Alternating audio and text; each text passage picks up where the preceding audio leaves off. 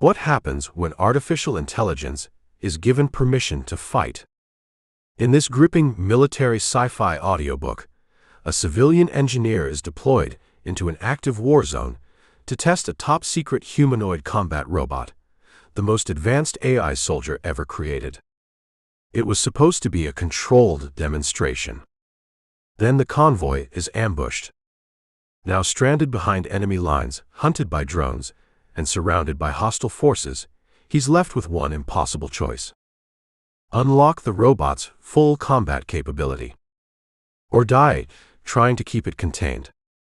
As the battlefield closes in, the line between man and machine begins to disappear, and once the system is authorized, there may be no shutting it down. This is a slow-burn tactical war thriller with intense action, realistic military tension, and near-future AI combat. Humanoid Soldier Bot. Chapter 1. You name it. Reyes asked. Cass kept his eyes on the tablet screen and did not answer right away.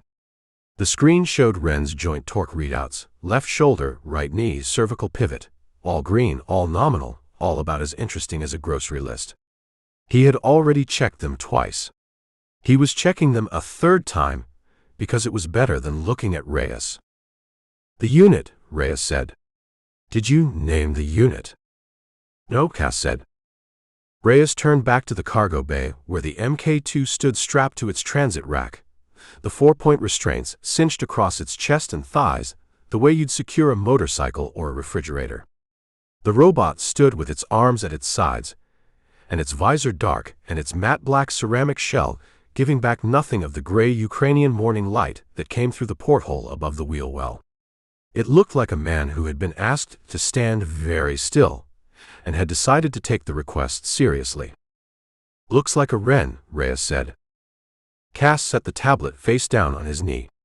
It doesn't look like anything. Sure it does. It's got that thing. Reyes made a vague gesture in the direction of the robot's upper body, the way you might describe a painting you'd seen once and half remembered. That posture. Like it's waiting for something it already knows is coming. It's a transit rack posture, Cass said. The restraints put load on the shoulder servos.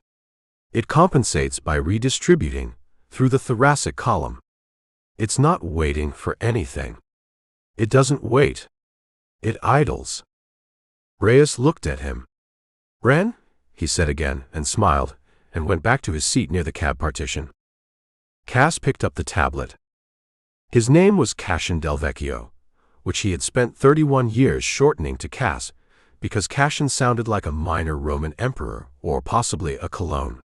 He held a master's in applied systems engineering from NC State, had written his thesis on adaptive joint load distribution in asymmetric bipedal frames, and currently worked for Archon Dynamics as a Level 3 field integration technician, which was a title that sounded more martial than it had any right to, given that his primary job was to stand next to expensive hardware in uncomfortable locations and make sure it did not fall down. He was not a soldier. He held no rank, carried no MOS, had never been to Tradoc or gone through any process that would have given him a number and a beret and a tribe. What he had instead was a 6-month field certification from Archon's contractor pipeline, a laminated badge on a lanyard, a Glock 19 in a holster on his right hip that he had qualified with on a flat range in Fayetteville, North Carolina, under conditions that bore no resemblance to whatever was happening outside this vehicle. He also had the Mk2. The Archon Dynamics Phantom Mk2, internally within the company, they called the whole program Phantom, which Cass thought was either inspired branding or the kind of hubris that preceded structural failures, stood 172 centimeters tall and massed 91 kilograms without payload. Its ceramic composite shell sat over a titanium alloy endoskeleton with 29 degrees of freedom across the major joint complexes. It ran on a distributed battery array with 12 hours of operational endurance at moderate tempo, 8 at sustained high intensity. Its sensor package included optical, thermal, lidar, and acoustic arrays. Its processing core handled real-time environmental modeling, gate optimization, threat vector calculation, and communications intercept at speeds that made the phrase processing time technically applicable but practically irrelevant. It could carry a rifle. It could carry a man. It could breach a steel door, or climb a rubble pile, or go 36 hours without sitting down. It could, under the right conditions and with explicit authorization from its assigned technician, shoot things. Cass had never authorized it to shoot anything. He had authorized it to walk, to carry equipment, to follow him at a prescribed distance, to log sensor data. He had spent 6 weeks in the Archon simulation environment, practicing authorization protocols. He had done all of this in a building in Raleigh with climate control and a coffee machine on every floor. He looked at the Mk2 in its restraints. He looked at his tablet. He looked at the porthole above the wheel well, through which the landscape moved in shades of brown and gray and an occasional skeletal tree. He checked the joint torque readouts a 4th time. The convoy was 3 vehicles. Lead vehicle was a Ukrainian Army MRAP, a Kozak 2 up-armored, with 2 soldiers up front and a 3rd in the gun ring. Trail vehicle was another Kozak, with a different crew and the same unsmiling efficiency. The middle vehicle, a lightly modified Iveco that Archon had contracted for the trip, held Cass Reyes, the Mk2, in its rack, and 2 equipment cases that between them held more money than Cass made in 3 years. Reyes was not a soldier either, technically.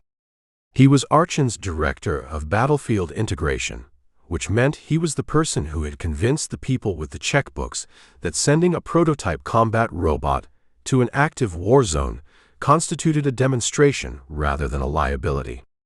He had done this with charts. He was good with charts. He was 44, ex-Marine, with the kind of face that looked like it had been field expedient repaired a few times, and the kind of manner that said he found most situations mildly amusing, including the current one. "You eat?" Reyes asked. "On the aircraft," Cass said. "That was 4 hours ago." "I'm aware." Reyes reached into his kit bag and produced a wrapped energy bar and held it out. Cass took it. He did not eat it. He put it in the pocket of his field jacket, which was olive drab and slightly too large and had been issued to him by Archon's logistics coordinator back in Kyiv, along with the Glock and a field tablet and a look that said, "Do not break anything expensive." "General Marchenko wants footage," Reyes said. "Full operational footage. The unit moving under real-world conditions, real-world terrain, alongside real Ukrainian troops. He wants to watch it walk through a cleared sector and confirm it walks like a soldier and not like a filing cabinet." "I know what he wants," Cass said. "He's got 6 procurement officials coming in from Warsaw next week. This demonstration is the whole pitch." "I know what the pitch is." "Then stop looking at those readouts like you're waiting for something to fail." Cass set the tablet on the bench beside him. "Everything is nominal," he said. "I know everything is nominal. You know everything is nominal. What does your face know?" Cass looked at the middle distance, which in the cargo bay of an Iveco was approximately the equipment case marked Archon Dynamics, sensitive components, handle with care. "My face knows we're 40 minutes from a forward staging area in a country that has been shooting at things indiscriminately for 3 years," he said. "My face is processing that." Reyes nodded, as if this were a reasonable answer. "Ren handles the threat environment," he said. "That's the whole demonstration. You don't have to do anything except walk it through the sector and hit the authorization keys when the time comes. And if the time comes before we reach the sector, it won't. If it does." Reyes looked at him for a moment. Outside, a tree line moved past the porthole, close enough that individual branches were visible, stripped bare, reaching up at the overcast sky like something that had given up on subtlety. "Then it won't be your problem anymore," Reyes said. "Ren will handle it." "Ren doesn't handle anything without my authorization. That's the whole architecture." "Right," Reyes said. So authorize it.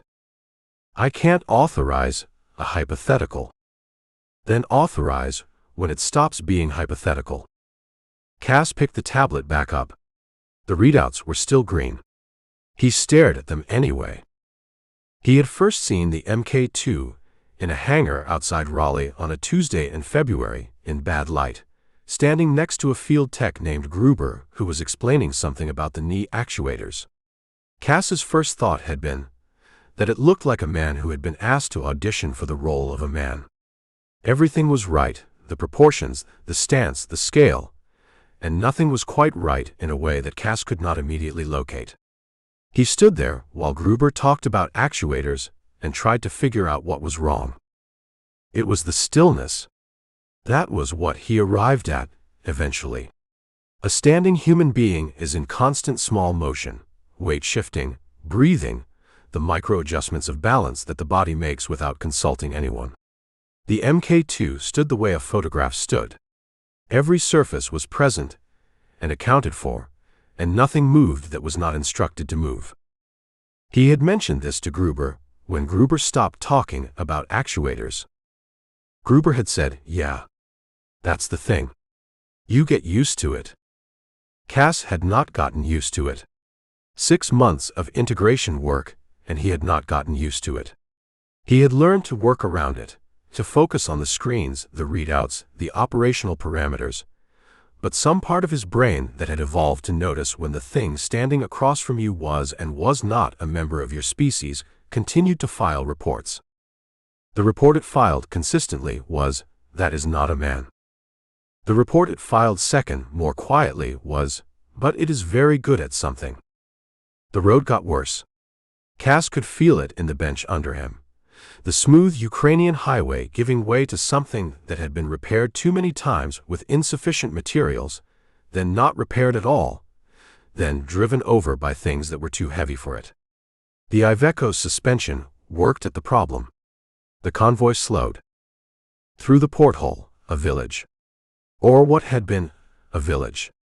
3 walls of a brick building stood with the 4th wall missing like a stage set, the interior open to the sky, roof timbers collapsed to the floor and covered in frost. A telephone pole at a 30-degree angle, the wires still strung between it and the next pole, both wires drooping. A car on its side in a ditch, stripped, the paint burned off in one long stripe down its flank. Nobody moving. No lights. The village was empty the way a space is empty after something has been removed from it. Not absent of history, just absent of present. Cass watched it through the porthole. Behind him, in the rack, the Mk2 was still. Its visor faced forward, which meant it faced the back of the cab partition, which meant it faced nothing. Its sensor array ran passive, logging, recording, building its environmental model, doing none of this in any way that was visible from the outside. Reyes was looking at his own phone, something non-operational, his thumb moving in the way that meant he was reading rather than working. Cass had no idea how Reyes could read on a road like this. He supposed it was a talent, like parallel parking or eating while standing up.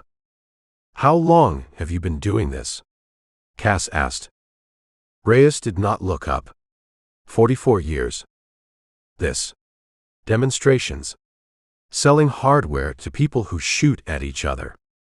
Reyes looked up then, with the mildly amused expression he appeared to keep on standby. 12 years. Marines before that. Infantry. Before you ask. What did you do in the infantry? Walked places and hoped nothing happened.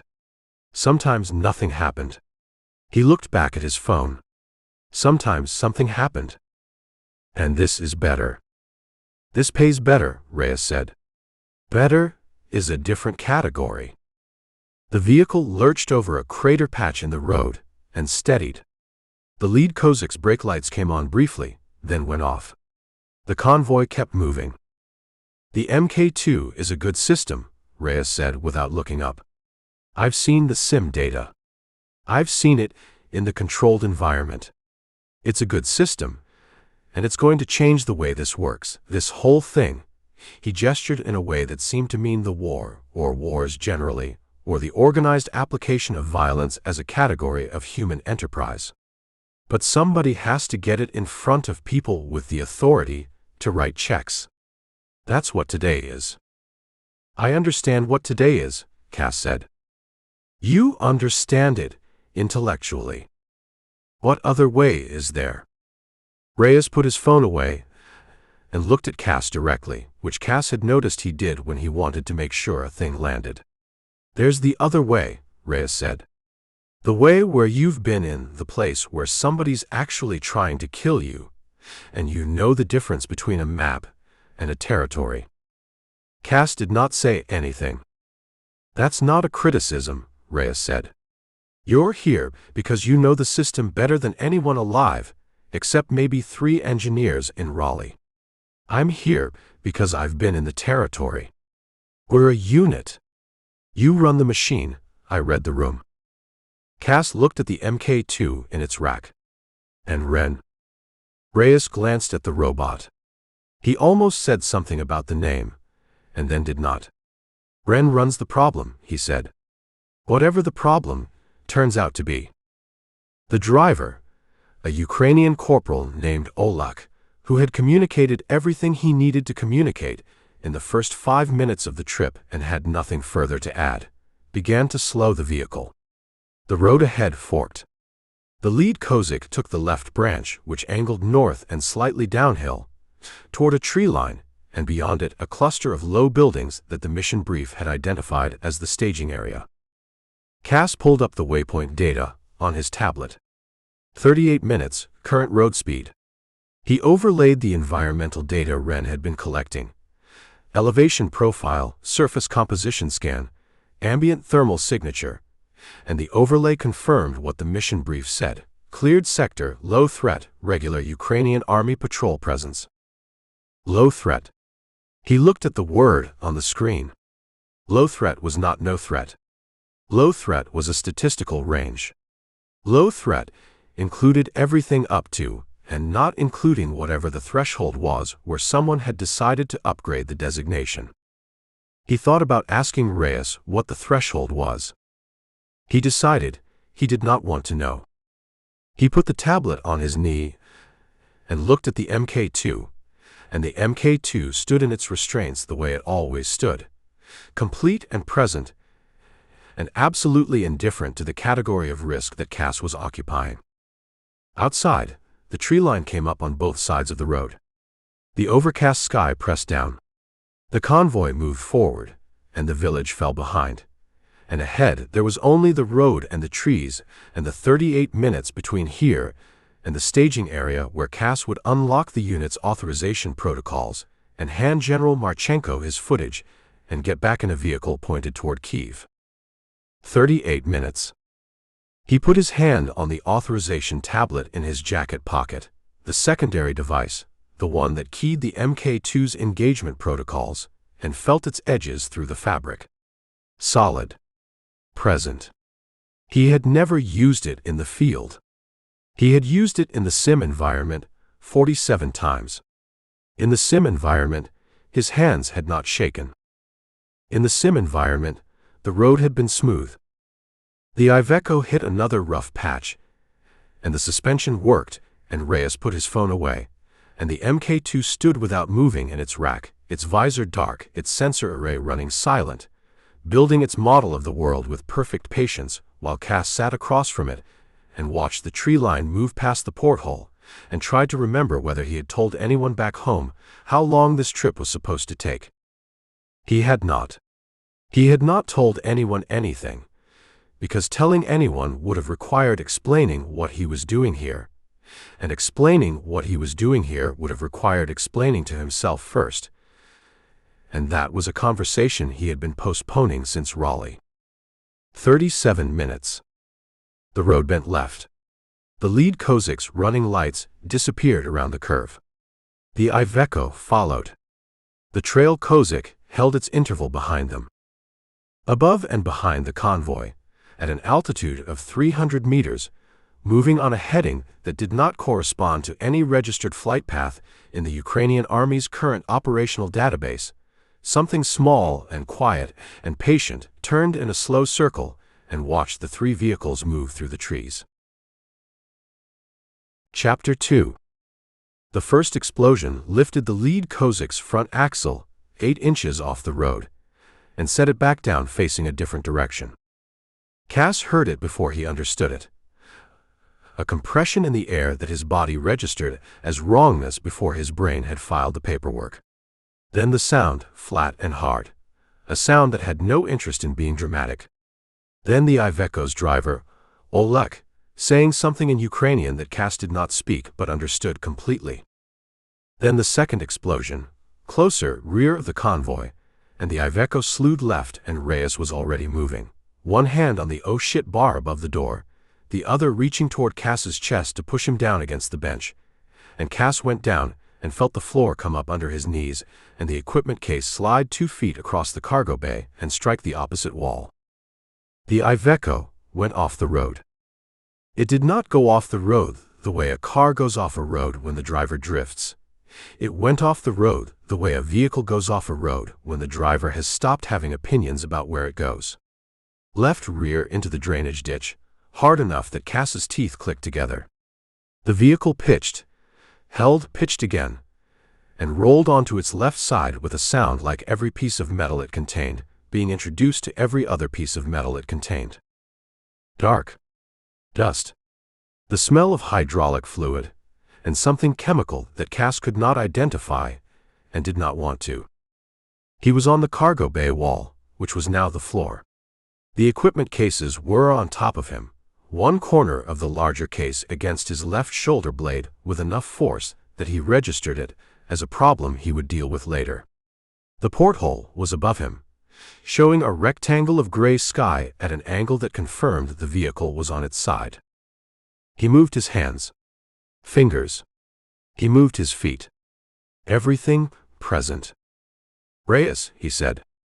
A sound from the direction of the cab partition. Movement.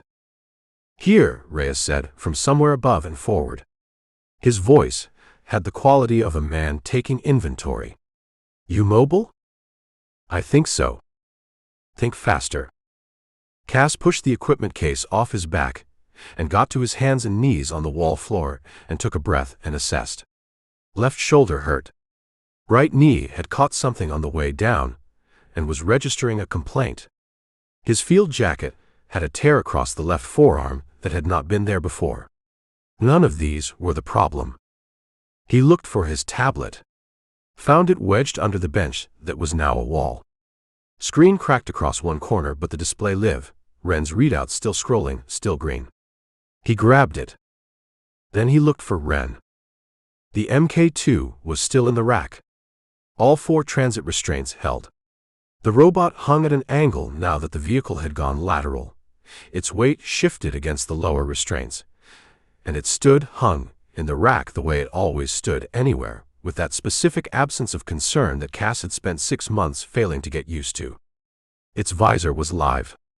The sensor array had switched from passive logging to active scan without being told to, because active scan was the correct response to the current environmental conditions, and the Mk2 did not require instruction to recognize the correct response. It was looking at him, or its sensors were oriented toward him. Cass had stopped trying to make that distinction matter. Authorization status, he said. Standby, the Mk2 said. Its voice came from a speaker array in the upper chest, flat and clear and without inflection, the voice of a system that communicated information and had no position on it. Awaiting level 2 unlock for active environmental response. Hold standby. Holding. Reyes dropped from the cab partition area into the cargo bay, landing on the wall floor in a crouch and straightened. He had a cut above his left eye that was bleeding and a line down his temple, and he was not treating it. He had a Sig Sauer in his hand that Cass had not seen him draw. Comms? Cass asked. Reyes tapped the earpiece on his right ear and shook his head once. Primary is gone. Trying, secondary. He tapped again, listened. Secondary is garbage.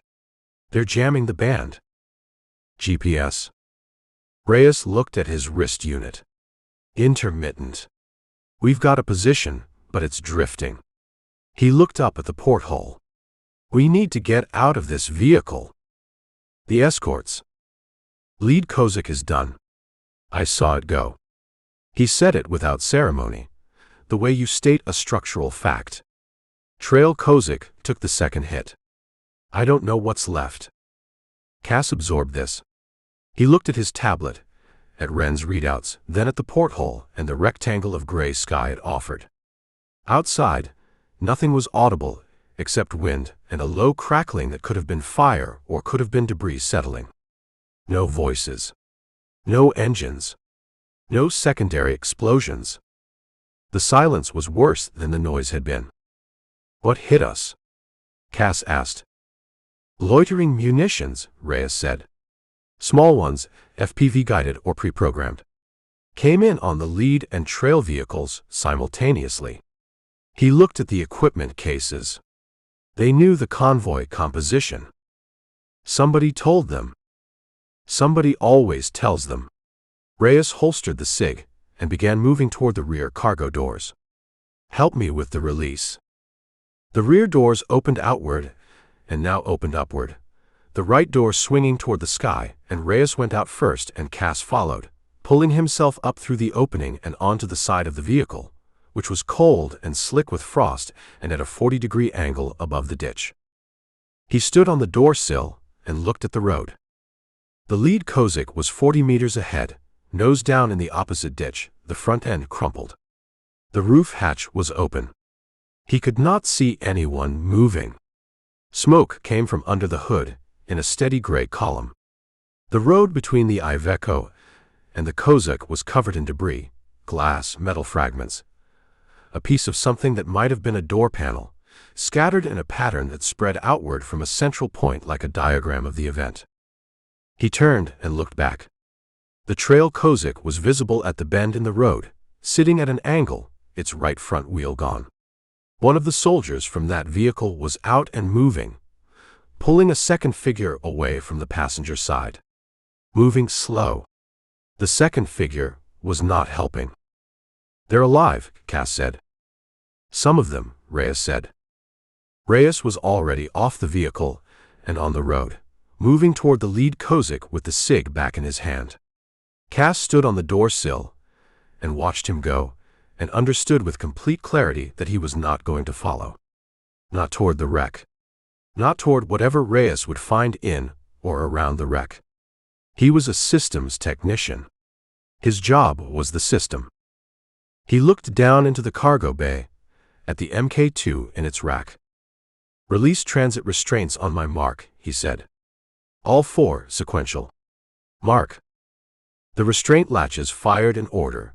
Chest, right hip, left hip, thigh, and the Mk2 dropped out of the rack posture and caught itself, one hand on the rack rail, and oriented upright in the tilted vehicle with the same effortless geometry it brought to every physical problem. It stood on the wall floor and looked up at Cass through the open hatch. Exit vehicle, Cass said. The Mk2 reached up, gripped the door sill, and pulled itself out of the opening with a motion that was neither graceful nor awkward. It was simply efficient, like watching a machine do exactly what it was shaped to do. It stood on the side of the Iveco next to Cass, and turned its visor toward the road and the tree line and began silently to build. Cass knew it was building because the sensor telemetry on his tablet lit up. Acoustic, thermal, optical, all active simultaneously. Data streaming into the environmental model at a rate that filled the display buffer in under 4 seconds. Wren was reading the landscape the way Cass read a schematic, systematically, completely, without skipping ahead. Threat assessment, Cass said. Aerial surveillance asset at 312 meters, bearing 047, circular holding pattern. Platform consistent with commercial derivative reconnaissance drone, probable EO/IR payload. A pause of less than a second. No ground-based thermal signatures within 200 meters. 2 friendly thermal signatures at bearing 185, range 60 meters. 1 stationary, 1 ambulatory.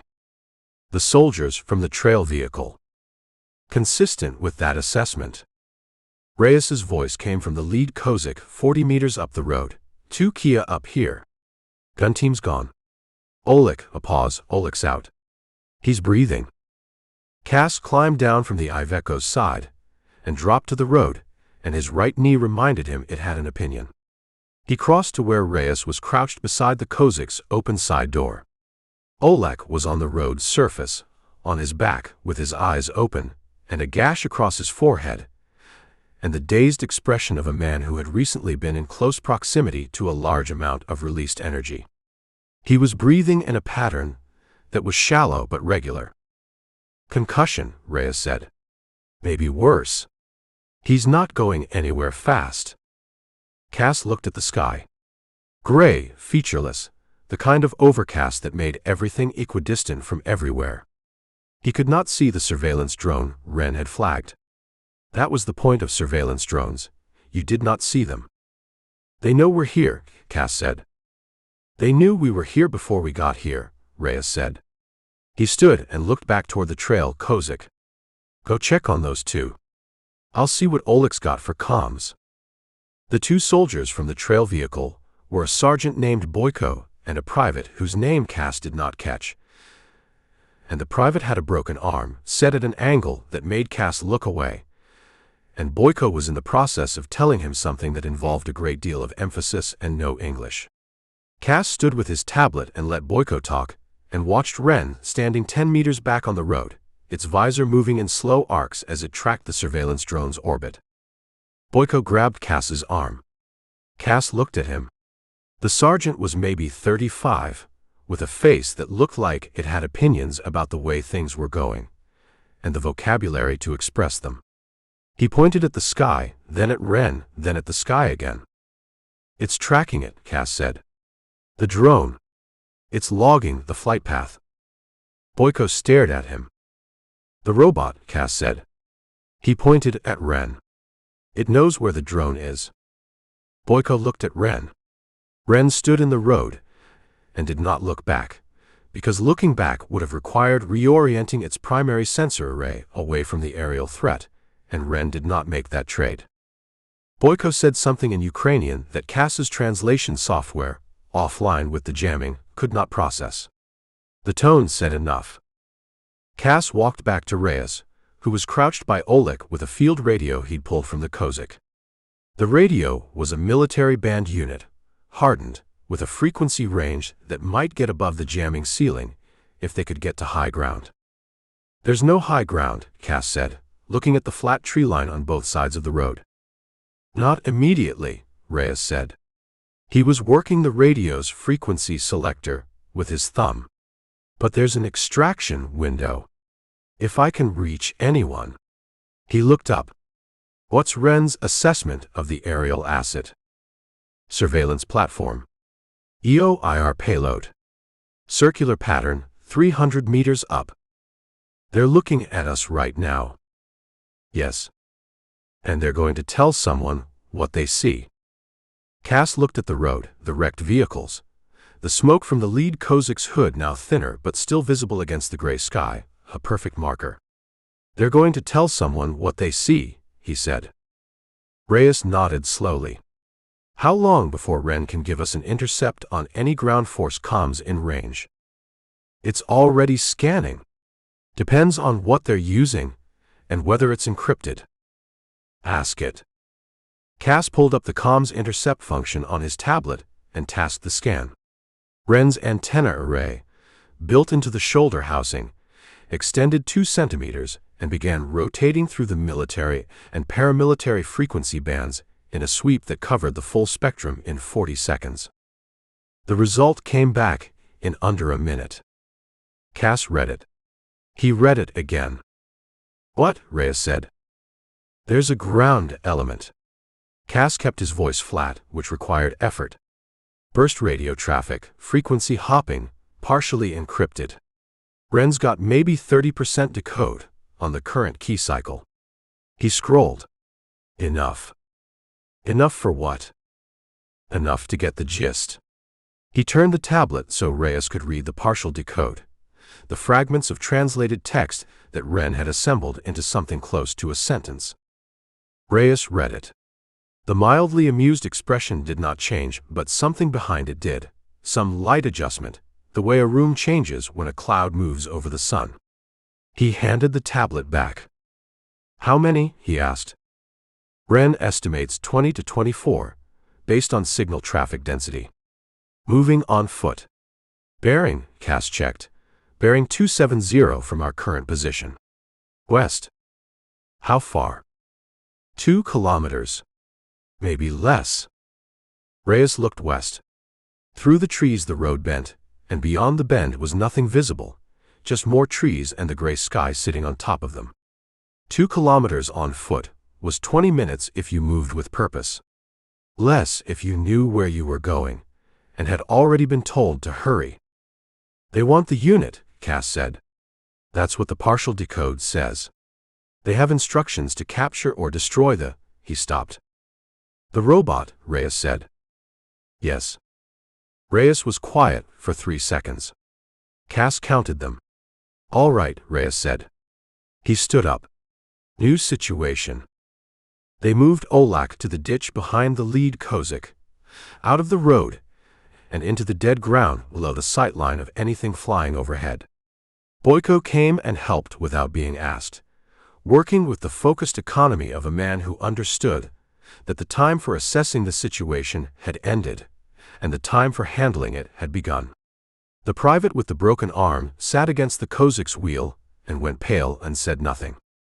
Reyes got the field radio to a frequency that produced something other than static and keyed the transmit 3 times in the pattern that meant compromised and stationary. He did not know if anyone received it. He sent it again. Cass stood on the road with his tablet and watched the data stream from Wren's sensor array and tried to construct a picture of the next 30 minutes that did not end badly. The problem with the picture was Wren. The Mk2 was the reason the ground force was coming. Its thermal signature was distinct. Not human, not vehicle, something in between, something that any halfway competent intelligence analyst with access to the surveillance drone's feed would flag immediately. Standing on an open road, next to a smoking convoy wreck, it was about as subtle as a neon sign in a blackout. And moving it meant moving with it. Wren did not operate autonomously, at distance. Its engagement protocols required Cass within 30 meters for full authorization function. If Cass ran and left Wren, Wren would stand in the road and wait for him to come back, because standing and waiting was the correct behavior when your operator had not given you a different instruction. And if Cass ran and took Wren, Wren's thermal signature moved with them, broadcasting their position to anything overhead with a heat sensor. "Option 1, Reyes said, coming up beside him. "We go to ground in the tree line, all of us, and we wait for extraction. Could be 2 hours, could be 6. If the ground force gets here before extraction." "They take the unit," Cass said. "They try to take the unit. What happens after that depends on what you authorize." Cass looked at Wren.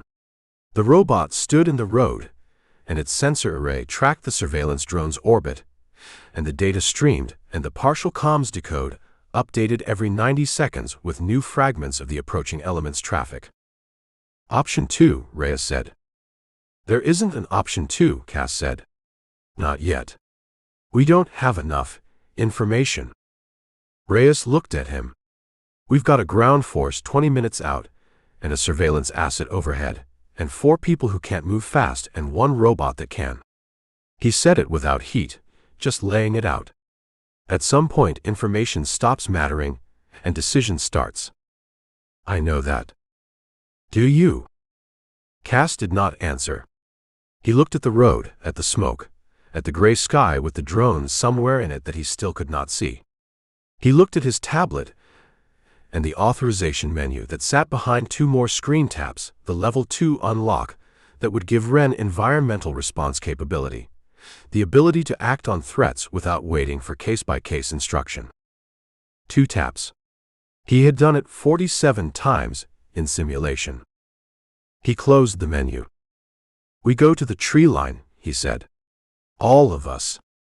We get off this road, and out of the drone's direct sightline, and we find cover and we wait for the comms window to open. He looked at Reyes. And if the ground force makes contact before extraction? Then you authorize, Reyes said. Then I authorize. Reyes held his gaze for a moment, reading something in it. Whatever he found there, he did not comment on.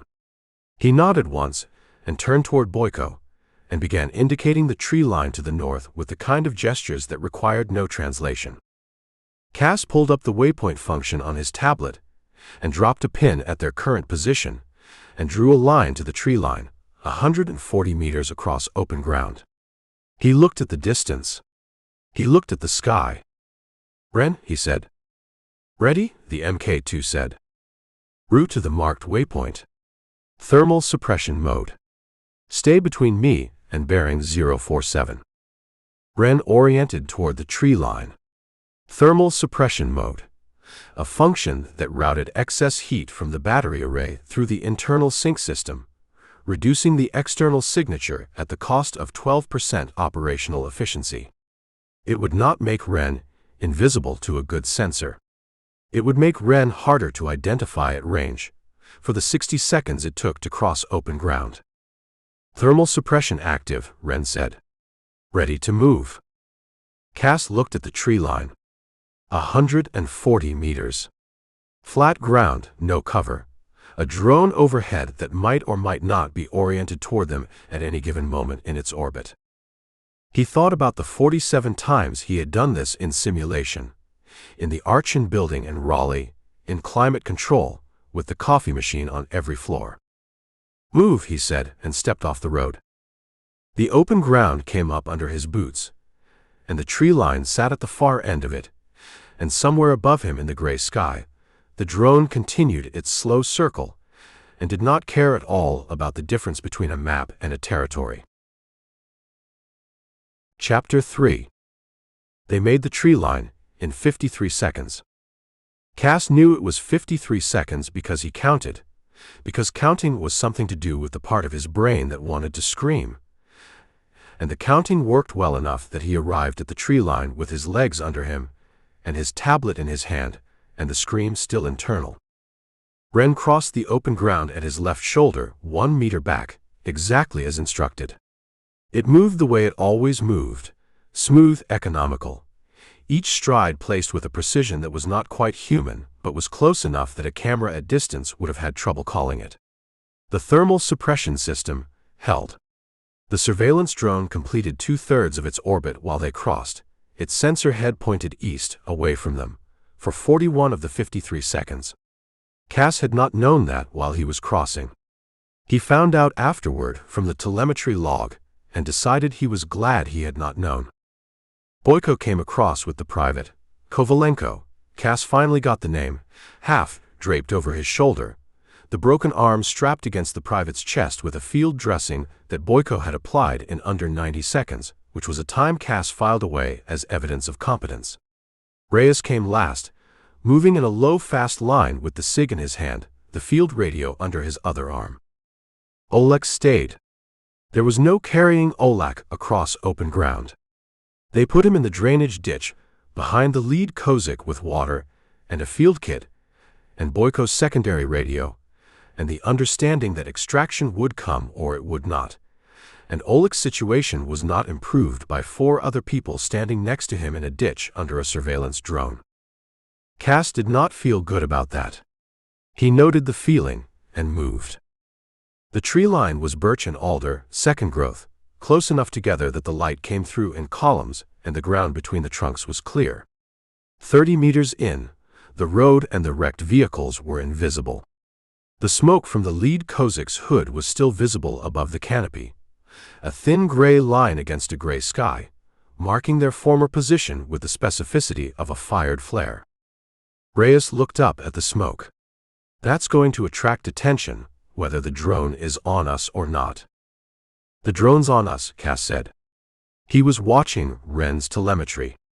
The surveillance asset had come back around on its orbit, and the sensor array had gone active. Not the passive thermal scan of a drone doing area coverage, but the narrow beam optics of a platform that had been queued to a specific location. It made us crossing. How sure is Ren? 91%, Cass said, reading the assessment. Based on the sensor head orientation change and the shift in orbital parameters. It tightened the pattern by about 40 meters. It's focusing. Reyes absorbed this without visible distress. How long before the ground element gets here? Cass pulled up the comms intercept and refreshed the decode. The key cycle had rotated again, and Ren was working the new encryption with the patience of a system that did not experience impatience. Fragments assembled. A bearing. A rate of movement. 15 minutes, Cass said. Maybe 12. Boyko was watching him from 3 meters away, the private Kovalenko sitting at the base of a birch tree and going the color of old concrete. Boyko did not need the translation software to read the number on Cass's face. He said something short and turned and began working his radio, trying to raise anyone on any frequency, cycling through the military bands with the systematic persistence of a man who had been in situations before where the radio was the only door out. Reyes crouched against a tree trunk and looked at the tablet Cass held out to him. The partial decode on the screen. He read it in segments, the way you read something that keeps confirming a thing you did not want confirmed. They know it's the Phantom unit, Reyes said. They know it's the Phantom unit. How? Surveillance footage from the drone, most likely. Or they had eyes on the staging area before we left. Or Cass stopped. Or someone in Kiev talked, Reyes said. I didn't say that. No, Reyes said. You stopped before you said it. He handed the tablet back. Same difference. Cass found a position 10 meters from the tree line's edge, behind a birch trunk wide enough to matter, and sat with his back against it and the tablet on his knee, and spent the next 4 minutes doing the thing he was actually there to do. He ran a full diagnostic on the Mk2. Not because the diagnostic would tell him anything he did not already know. The readouts were green, had been green since the rollover, Ren having sustained the transit restraint impact with the indifference of a system engineered for exactly that kind of load. He ran the diagnostic because running it was purposeful, and purposeful was better than the alternative, which was sitting behind a birch tree in a Ukrainian forest 12 minutes from a platoon of people with instructions to capture or destroy the most expensive piece of hardware Archon Dynamics had ever put in the field. The diagnostic confirmed, green across all primary systems.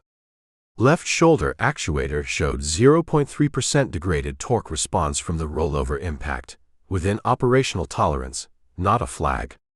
Battery array at 87%. Sensor suite fully operational. Comms intercept running. Environmental model current. Ren stood 4 meters away, slightly ahead of Cass's position, oriented toward the road.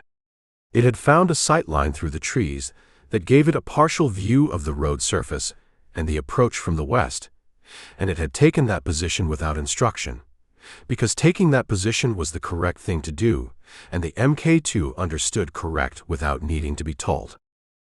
Cass watched it stand there and thought about what Gruber had said in the hangar in Raleigh, you get used to it.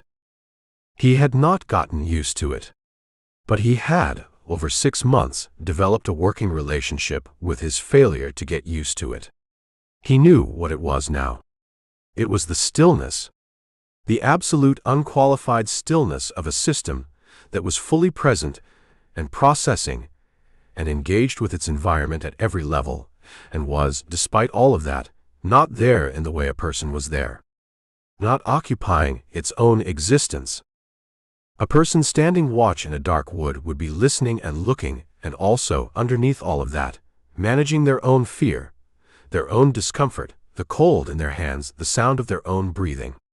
A person standing watch was always doing 2 things, the watch, and the ongoing negotiation with being alive. Ren was only doing the watch.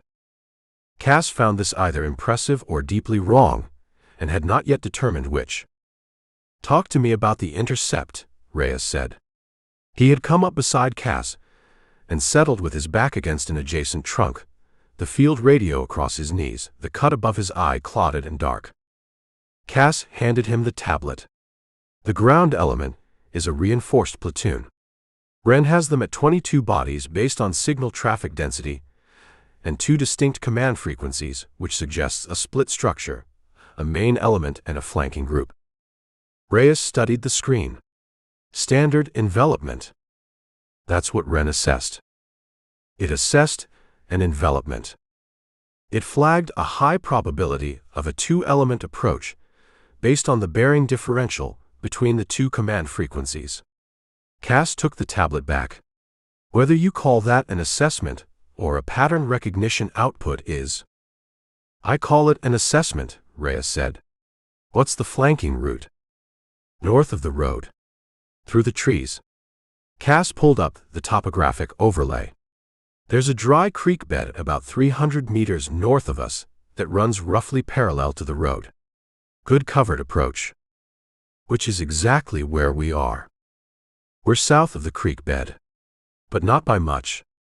Reyes looked north through the trees. The birches stood close in that direction, and the light came through at low angles, and beyond about 60 meters, the visibility dropped off, and there was only the forest and whatever was moving through it. How long before Wren picks up thermal on the flanking element if they're in the creek bed? Cass tasked the query. At current range, with the tree cover, call it 5 to 7 minutes before reliable detection.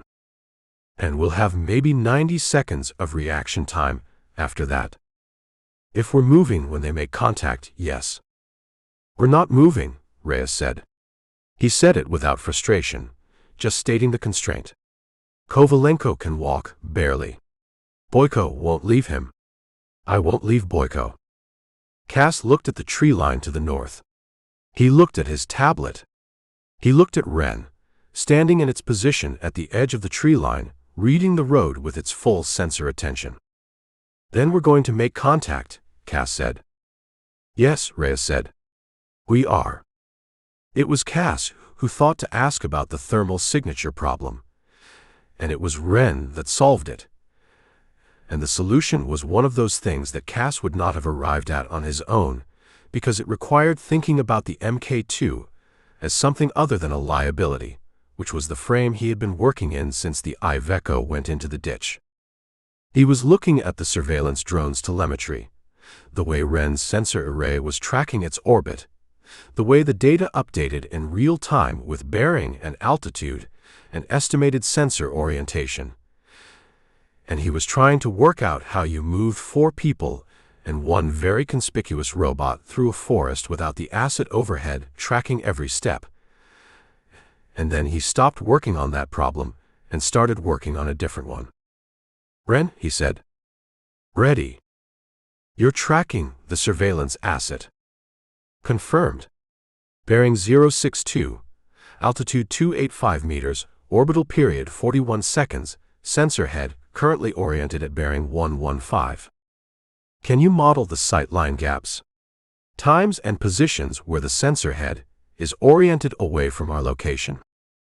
A pause of under 2 seconds. Yes. Current data is sufficient for an 83% confidence sightline model with a 4-second buffer margin. Reyes had been listening. He said, it can tell us when the drone is looking away. It can give us the windows, Cass said. Approximate. Not guaranteed. How long are the windows? Depends on where we are relative to the orbit. Best case, 12 to 14 seconds of non-coverage per 41-second cycle. That's not a lot of time. No, Cass said. But it's structured. We know when they come. He looked at Wren. And there's the other thing. What other thing? Cass pulled up the thermal analysis overlay on the tablet. Wren's external thermal signature at rest is distinct. Not human, not vehicle, but identifiable if you know what you're looking for. The suppression mode helps at range. But active movement is different. He scrolled to the signature comparison data. A human moving through a cold environment generates a specific heat pattern, friction at the joints, elevated core output, respiratory plume. Ren's movement signature is different. Cooler at the joints, no respiratory plume, a different distribution across the chassis. Reyes waited. But from altitude, Cass said, at the sensor resolution a commercial derivative drone is carrying, the distinction between a moving human thermal signature and Ren's movement signature is, he found the word, marginal. Especially in broken terrain with variable background temperature. Ren looks like a person from up there. Ren looks like a person from up there, Cass said, in conditions that are not ideal for discrimination. Which these are not. Reyes was quiet for a moment, working it through. So the drone is counting bodies. The drone is counting heat signatures. And if Ren reads as a body, then the ground force thinks there are 5 of us, Reyes said. Not 4 and a robot. It doesn't change their orders, Cass said. But it changes their model of what they're walking into. Reyes looked at Ren with an expression that was not quite respect, and not quite unease, and occupied the space between them. Hell of a camouflage, he said. It's also our biggest liability, Cass said. They want it. Everything they're doing because it's here. I know that. I'm not sure we can protect everyone and protect the unit at the same time. Reyes looked at him. What are you saying? I'm saying I know what the unit's primary function is, and I know what my job is.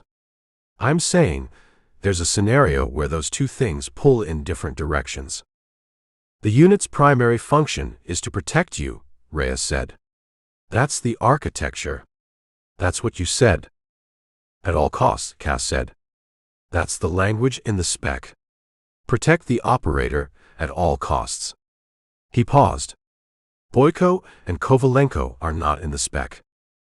Reyes was quiet. Outside, past the tree line, the road was still, and the smoke from the Kozak's hood was thinner now, tailing off. The surveillance drone turned in its patient circle above them, and Ren tracked every second of that circle with the focused attention of a system that did not have a position on any of this but understood all of it. Authorize for environmental response, Reyes said. Level 2. Do it now, before they make contact, while you've still got the space to think about it.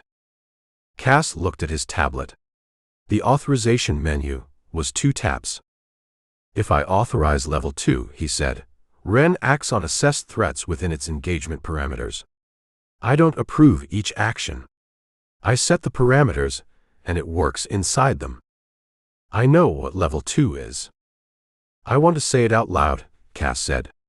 I want to say it out loud, so I know I said it out loud. Reyes waited. It will engage to protect me, Cass said. Specifically me. If I authorize protective extension to additional personnel, I can add that. But the base Level 2 is the operator. Me. Then extend it, Reyes said. To all of us. That changes the threat calculus. More protected personnel means a wider engagement envelope. Ren will take more initiative. Good, Reyes said. You say good right now, because we're talking about it here. It feels different when it's happening. I've been in firefights, Reyes said. I know what it feels like when it's happening. Not with this, Cass said. Not with something that doesn't distinguish between a hard target and a soft one the way a person does. Not with something that will complete the action once it starts, because stopping mid-action is operationally worse than completing it, and the system knows that. Reyes looked at him for a long moment. Are you saying it's dangerous? I'm saying it's effective, Cass said. And effective and dangerous are the same word in this context.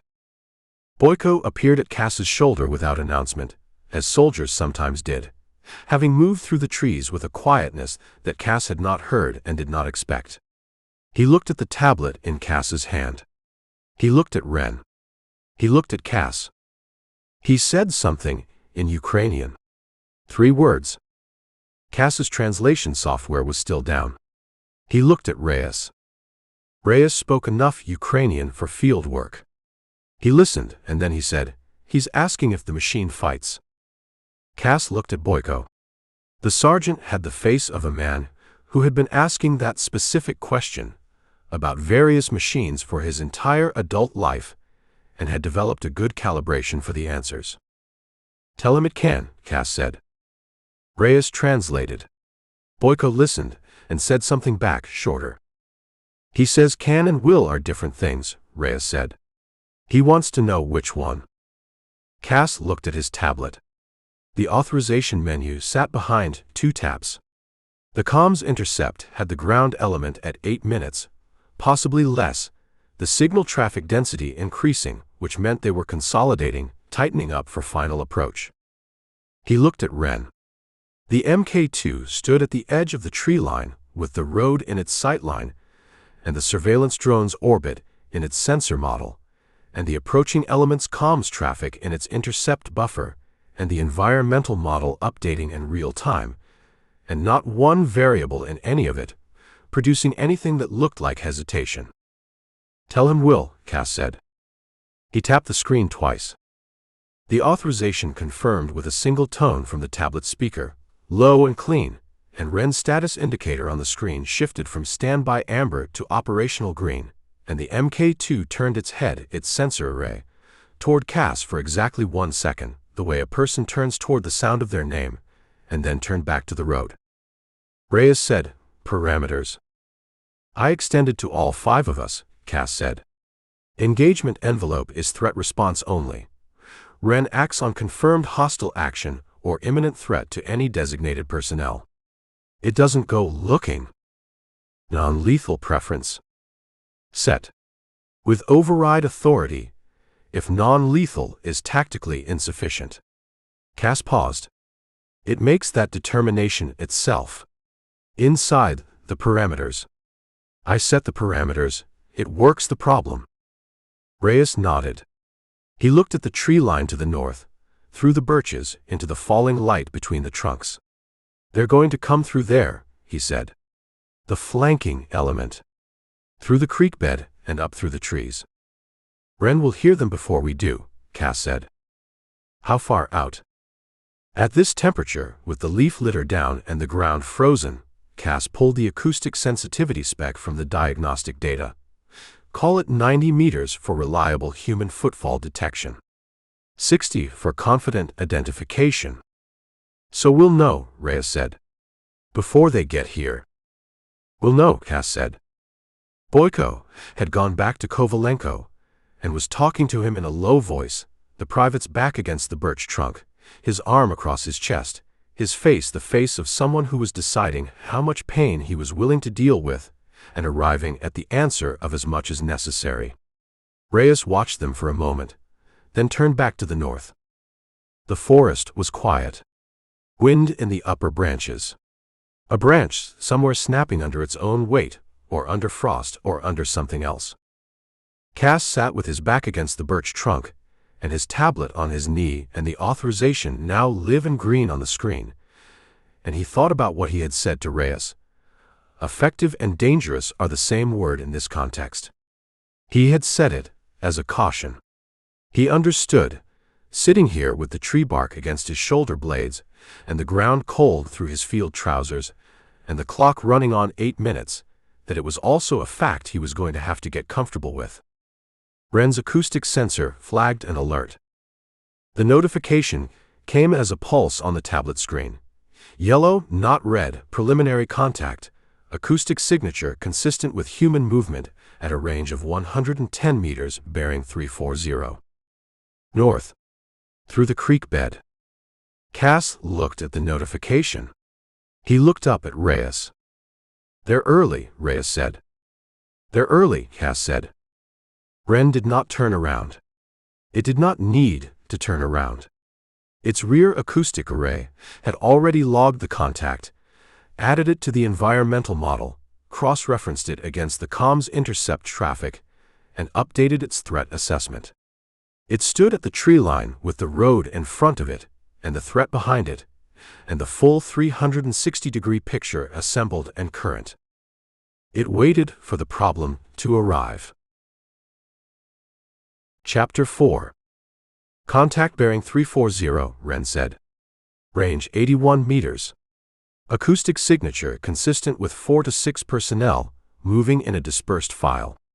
Rate of movement reduced. They have stopped. Cass pressed his back flat against the birch trunk. Reyes was already up, 3 meters to his right. The SIG in a two-hand grip with the muzzle angled at the forest floor. Not raised, not holstered, held at the precise midpoint between a man who is ready and a man who has decided. The forest to the north held its silence. Why did they stop? Reyes asked, without turning his head. Probable cause, they heard us, Wren said. You were speaking at conversational volume 11 seconds ago. Reyes absorbed this without expression.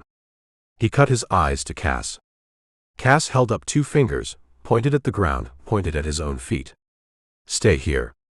Reyes gave him a flat look that said he knew what stay here meant and had not required the pantomime, but he stayed. The Private Kovalenko had gone rigid against his birch trunk, his broken arm across his chest, his face pointed at the middle distance with the fixed concentration of someone who has decided that if he does not move, the world will make the same decision. Boyko crouched beside him and rested one hand on the private's good shoulder, not reassurance, just contact, the kind of physical language soldiers use when words are no longer on the table. 40 seconds passed. Then the footsteps resumed, slower now, spread further apart. A flanking element that had heard something assessed it as animal or debris, and continued its route.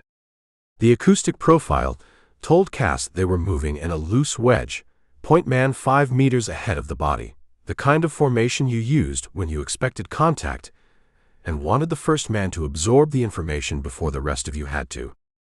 He did not get this from the sound. He got it from the data Wren was streaming to his tablet. The acoustic array resolving footfall patterns into individual pressure signatures, spacing, rhythm, the whole shape of the thing mapped from noise alone. He read it the way he read a schematic, left to right, top to bottom, each element in its place. The flanking element passed 40 meters to their north and kept going east toward the road. Cass let out the breath he had been keeping.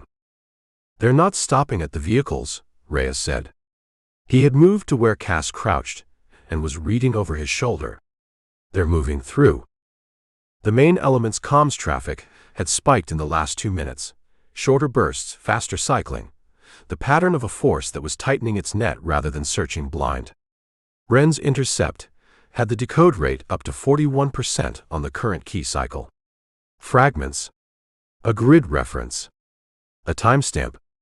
A phrase that translated imperfectly as push east toward the creek. They think we ran, Cass said. We did run. They think we ran further. He pulled up the map overlay and traced the route with his finger. The creek bed continues east another 2 kilometers before it joins a drainage canal. If they're pushing east, they're chasing a ghost. For how long? Until the surveillance drone updates them. Cass checked the orbital telemetry. The asset was on the far side of its loop. Sensor head pointed south, away from the tree line. We have maybe 6 minutes before it comes back around, and they get a current position fix. Reyes studied the map. 6 minutes is not extraction. No, Cass said. But it's movement. They went south, deeper into the trees, away from the road and away from the creek bed, and away from both elements of the platoon, which was the direction Reyes called good news, and which Cass would have called good news if he had not been aware that south, on this particular map, meant 3 kilometers of exposed agricultural land before the next piece of terrain worth hiding in. Wren moved at Cass's left shoulder. The Level 2 authorization was live, and the engagement parameters were set, and Wren was running its full sensor load, acoustic, thermal, optical, comms, intercept, simultaneously, the way a person might chew gum and solve a problem. Except that for Wren, there was no analogy for the gum because nothing Wren did costed anything. This struck Cass for the first time as unfair in a way that had nothing to do with machinery. Boyko had taken Kovalenko's good arm over his shoulder and they moved at the speed of the slowest man, which was a speed Cass was not going to pretend was adequate. The private put his feet down with the grim deliberateness of someone walking through pain by deciding it belonged to someone else. Every third step, he made a sound that was not quite a word. Reyes dropped back to walk beside them and took some of Kovalenko's weight without asking. Cass watched this from his position at the front of the small column and understood with some clarity that Reyes was a better human being than he was. He filed this understanding and kept walking.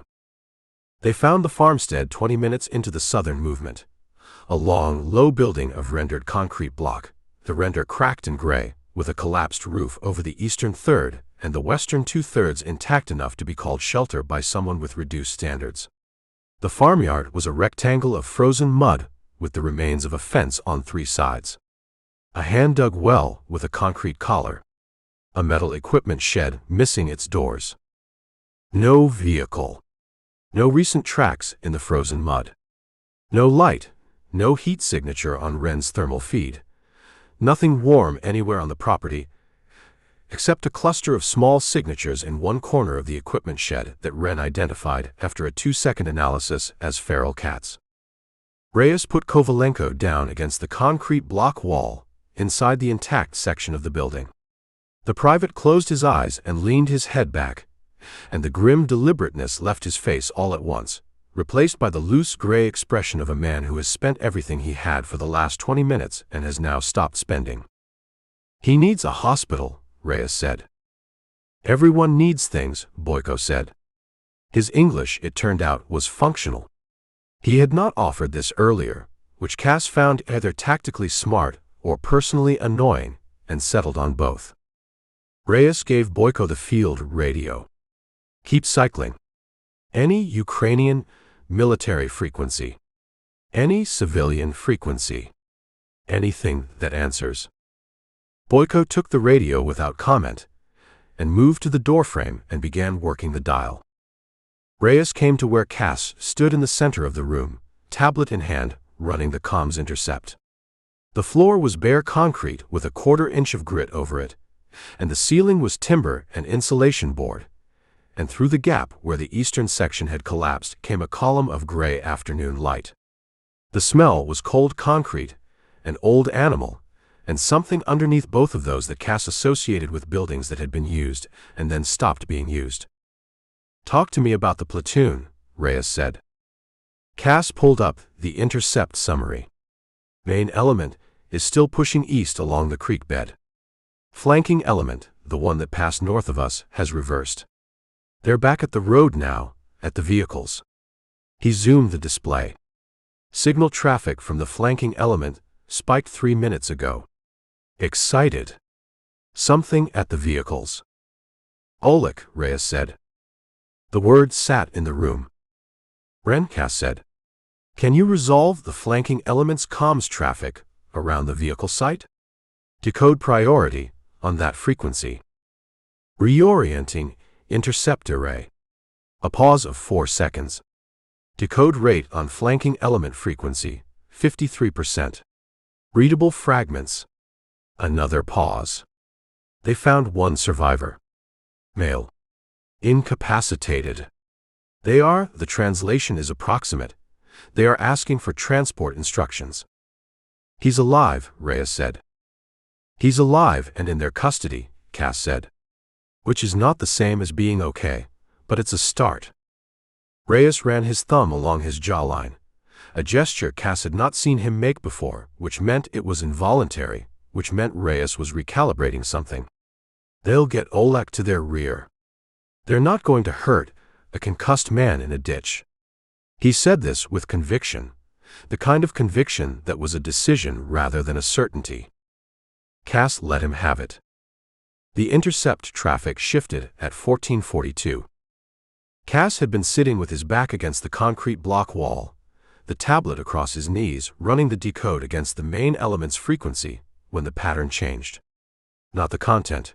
Wren's decode rate was still partial, still fragmentary. The pattern. The rhythm of the transmissions. Shorter intervals. Command-level traffic, cycling to a separate frequency that Ren flagged as a dedicated officer channel. He sat up. Ren. Officer channel. Decode priority, full array. Redirecting. The antenna housing rotated 2 degrees. Decode rate 31%. Low confidence on personal identifiers. Higher confidence on operational content. Cass read the fragments as they assembled. He read them twice. The second time, he understood what he was reading well enough to be specific about the fact that he did not like it. Reyes, he said. Reyes was at the doorframe beside Boyko. He came over. Cass held the tablet out. The fragments on the screen. Confirm visual on platform. Redirect main element. Aerial asset reacquired, target grid. Priority capture, intact. Authorization level, Romeo. They reacquired us, Reyes said. The surveillance drone got a fix. Probably when we crossed the farmyard. Cass brought up the drone telemetry. The orbital pattern had changed. Tighter, lower, the asset now running a search spiral rather than a holding circle. They know we're in this building. How long before the main element gets here? Ren answered before Cass could query it. Main element current bearing toward this position. Approximately 220. Range based on last acoustic fix and estimated movement rate, 1.4 kilometers. Estimated time of arrival at current tempo, 16 minutes. 16 minutes, Reyes said. 16 minutes, Cass said. Reyes turned and walked to the eastern gap in the roof and looked up through it at the sky, and the sky gave him a rectangle of uniform gray cloud and the sound of wind moving through the collapsed timbers and nothing useful. He stood there for a moment with his hands at his sides, and then he turned back. Authorization, Romeo, he said. You know what that is? High-value capture authorization, Cass said. It means someone above platoon level has decided Ren is worth taking risk for. They've elevated the mission classification, which means more assets. Which probably means more assets. Yes. Reyes looked at Ren, standing near the doorframe, its sensor array working the farmyard and the approach routes, and the sky above with equal and uninterrupted attention. Can it hear the drone? He asked. It's been tracking it since the tree line. Can it do anything about it? Cass thought about how to answer that. Yes, he said. But shooting down a surveillance drone announces our position with clarity and confirms that the unit is operational and armed, which accelerates their timeline and their authorization level. He paused. Right now, they know where we are. If we drop the drone, they know where we are and they know Ren is active. That changes what they send. Reyes looked at him. What do they send? I don't know, Cass said. Something with more than 22 people in it. The officer channel intercept updated at 14:51. Ren flagged it immediately, a red pulse on the tablet. Not the yellow of preliminary contact, but the solid red of confirmed hostile movement. Cass read the fragments. His stomach did the thing it had been threatening to do since the Iveco went into the ditch. There's a second drone, he said. Armed. FPV, probably. They're flying it from the main element's position. An attack drone. Attack drone. He pulled up the aerial threat display. Ren had already acquired the new contact. A thermal speck moving low and fast from the northeast.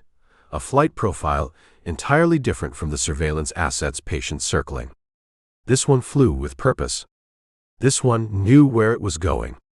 It's been in the air for 4 minutes. Range to this position, current speed, he ran the calculation, 3 minutes, maybe less. Reyes put the SIG away. Putting away a handgun in the face of an incoming armed drone was a rational act, and also the most helpless gesture Cass had ever seen a competent man make. Ren, Reyes said. He addressed it directly for the first time, not through Cass. You see it. Confirmed, Ren said. FPV attack platform. Current bearing 044. Range 460 meters. Altitude 31 meters. Speed 62 kilometers per hour. Intercept solution available. What does an intercept solution require? Reyes asked. Operator authorization, Wren said. Level 2 engagement parameters, currently active, cover aerial threats to designated personnel. Reyes turned to Cass. Cass was already thinking through it. Not the decision was obvious, but the geometry. Indoors, the shot would require Wren to move to an exterior position. Wren moving to an exterior position put Wren in the surveillance drone's sightline. Shooting down the attack drone confirmed Wren's capabilities on camera. But the attack drone was going to come through the collapsed roof section in approximately 90 seconds regardless. He had run this kind of calculation 47 times in simulation.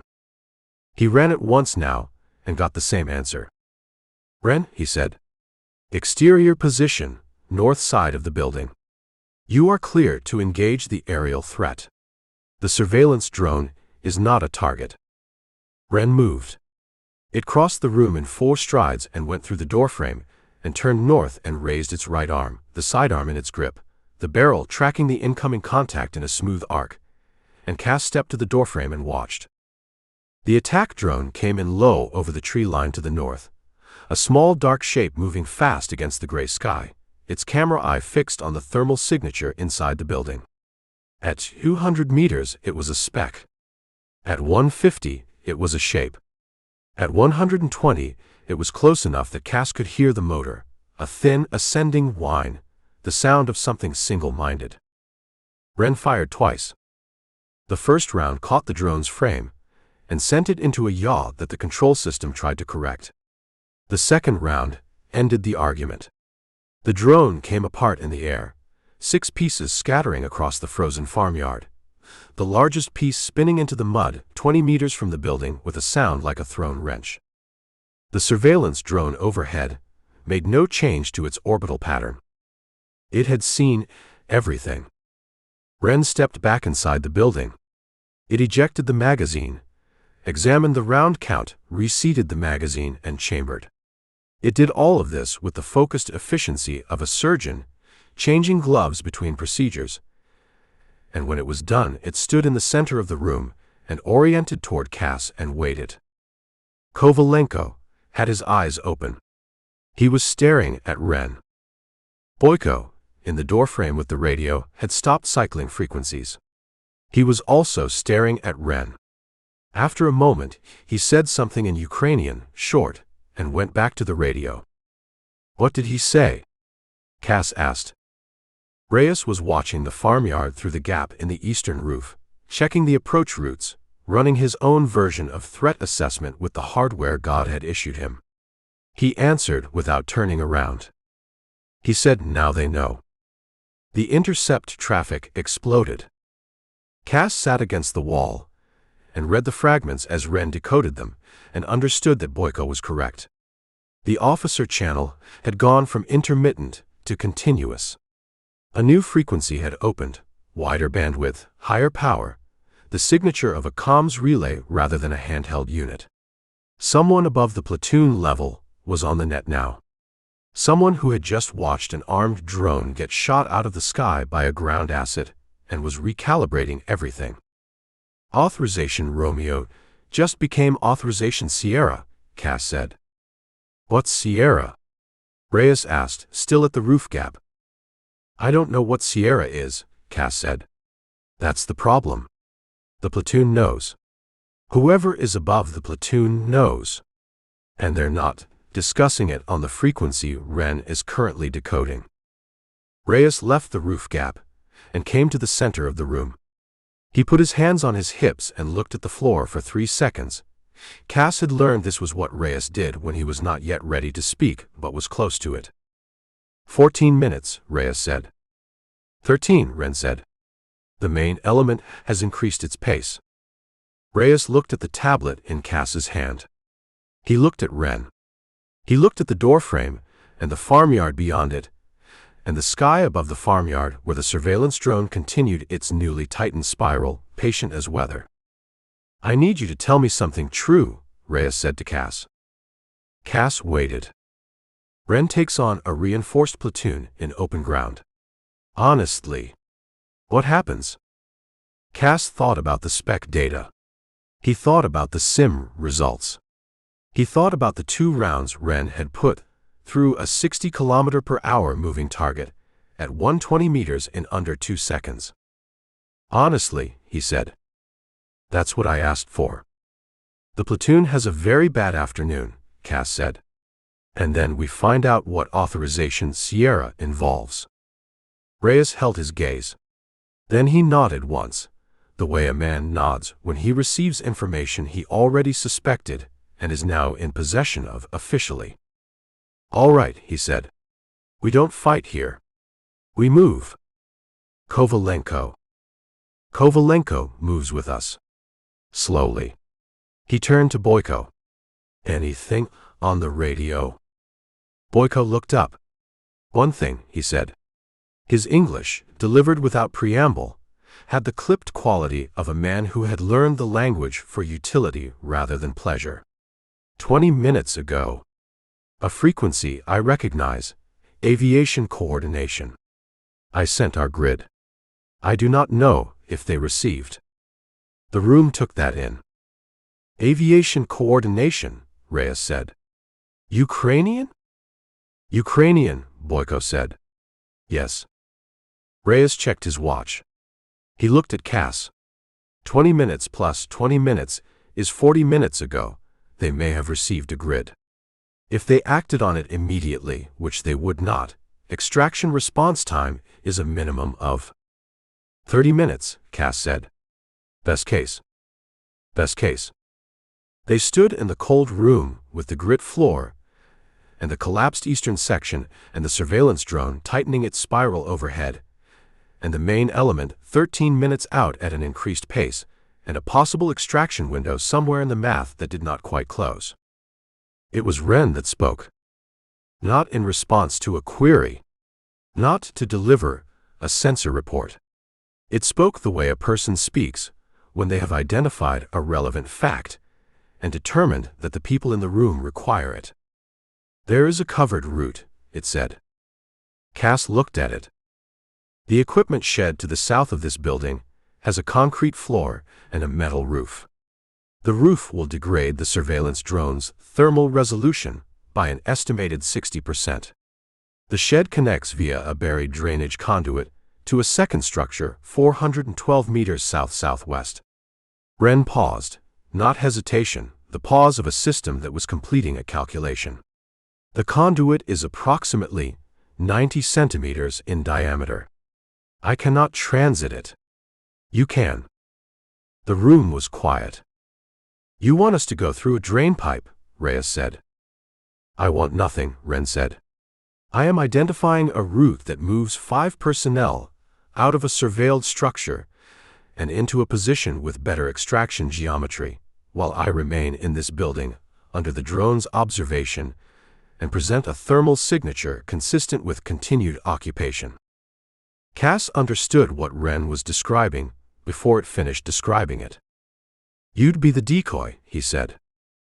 "I would be the asset that draws the main element to this location," Ren said, "while you and the other personnel reach extraction geometry. If extraction occurs, I can be directed to the extraction point. If extraction does not occur within the main element's arrival window." "They take you," Cass said.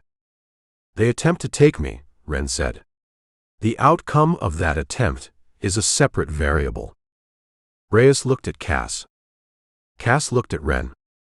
Ren stood in the center of the room, with the dust on its ceramic shell, and the ejected magazine count 2 rounds lighter than it had been, and the full sensor array running its patient inventory of everything within 300 meters.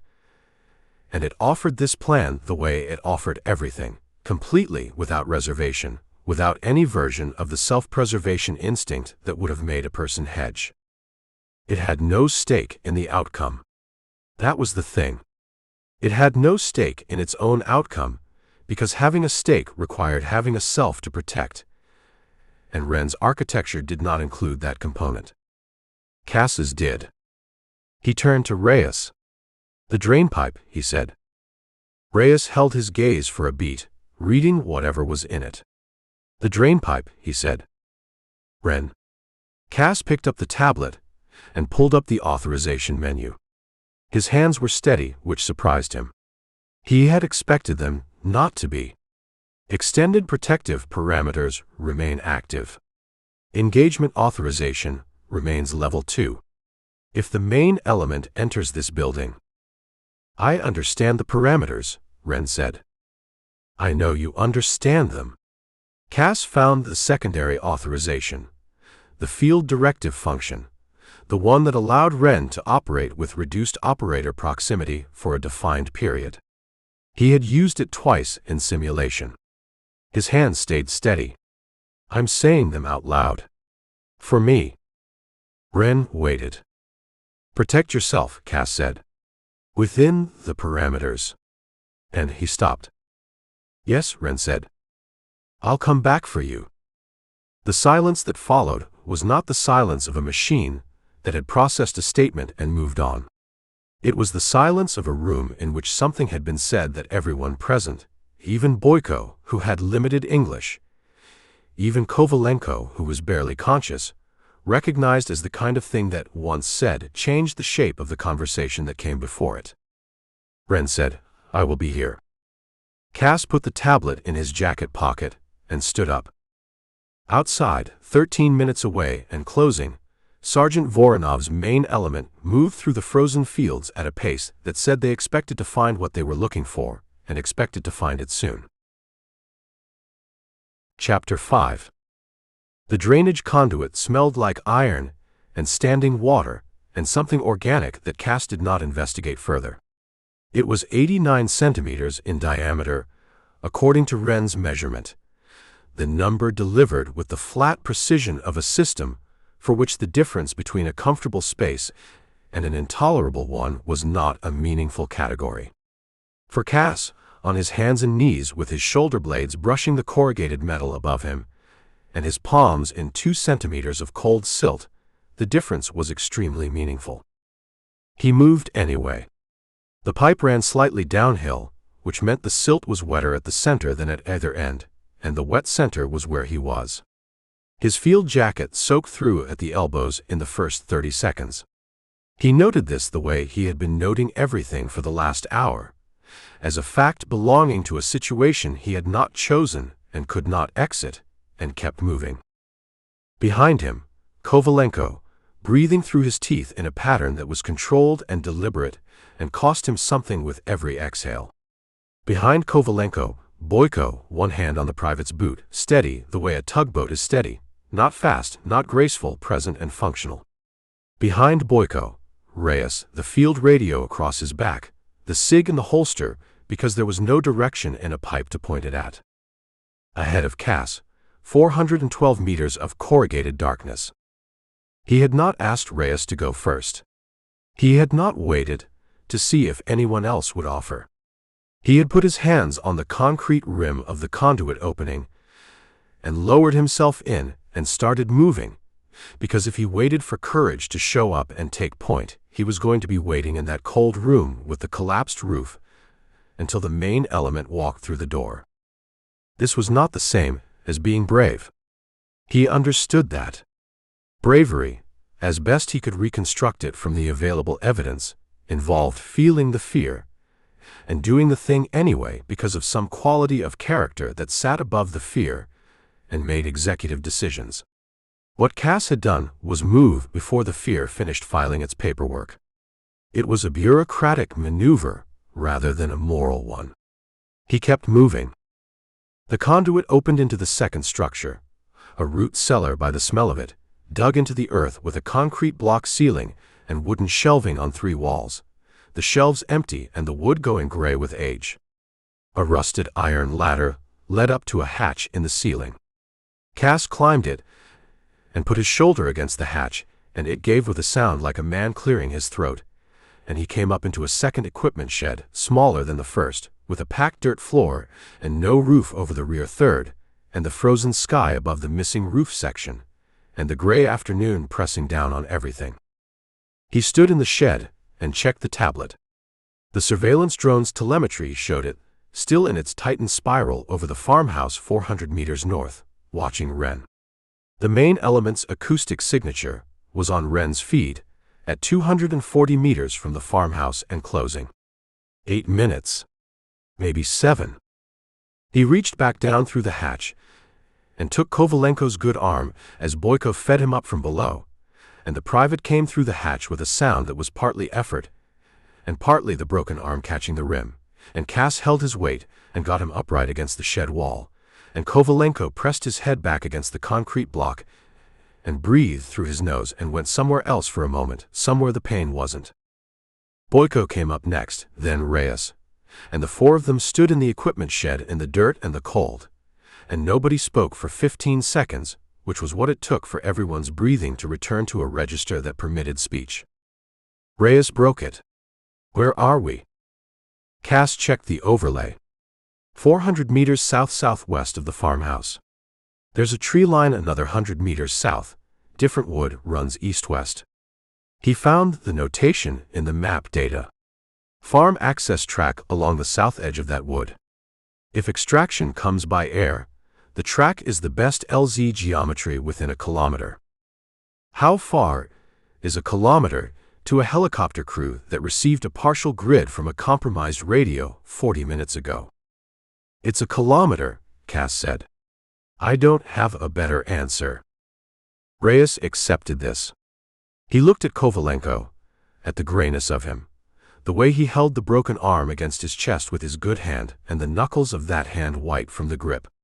He looked at Boyko. Can he make another 100 meters? Boyko put the question to Kovalenko in Ukrainian. Kovalenko opened his eyes and said something short and closed them again. "He says more than that if necessary," Boyko said. "It's necessary," Reyes said. The open ground between the shed and the southern tree line was 114 meters of frozen stubble field, harvested at some point in a season that felt very far away, the cut stalks standing 3 inches from the soil, each one a small dead thing in a field of small dead things. No cover. Flat. The kind of ground that, in better circumstances, a farmer looked at with satisfaction because nothing was obscuring the view. Cass stood at the shed's south wall and watched the sky and waited for the surveillance drone's orbital window. The drone was 400 meters north and occupied with the farmhouse. Its tightened spiral put the sensor head on the farmhouse structure for roughly 70% of each orbital cycle, which left 30% where it swept the surrounding terrain. The field to the south was in that sweep. The window between sweeps was 11 seconds. 11 seconds to cross 114 meters of open ground with 4 people, one of whom was Kovalenko. Cass worked the math, and the math did not come out well.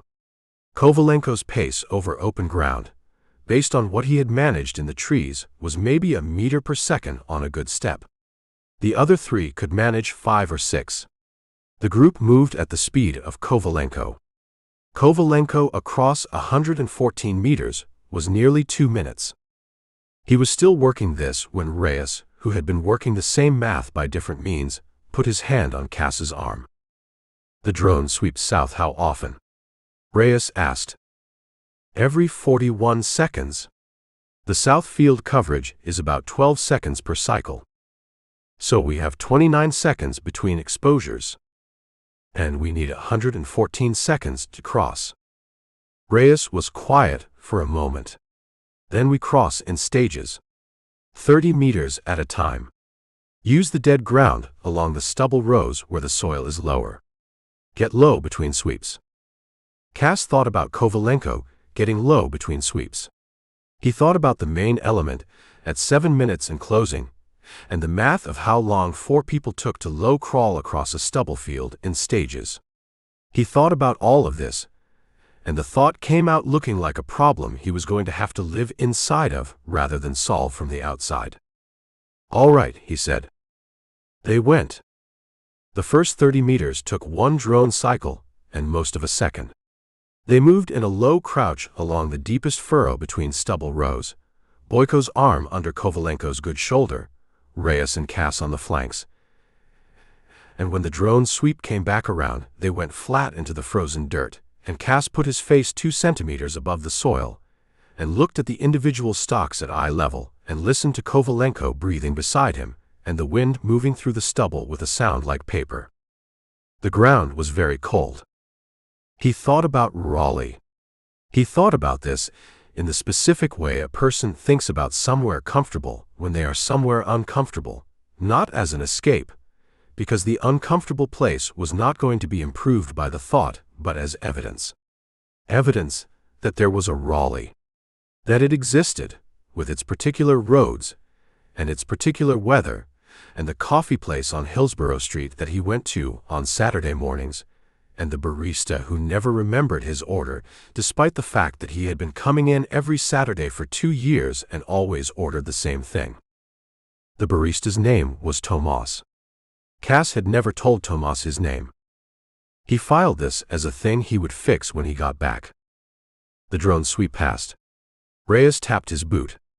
They moved. The second stage was worse than the first because Kovalenko lost his footing in a frost-heaved section of the field, and went down on the broken arm, and made a sound that was very short and very controlled, and cost him a great deal to keep that short and controlled. Boyko got him up. The private's face, when he was upright again, had a quality of absolute interior concentration, all the available resources redirected inward, to the place where the pain was, to the project of not letting the pain win this particular negotiation. Cass watched him get up and thought, that is a form of bravery. The private doing that, that is the thing. Not the absence of the pain. The presence of it, full weight, and the decision to keep moving anyway. He had not made that decision. He had made a different decision. The bureaucratic decision, the move before the paperwork clears decision.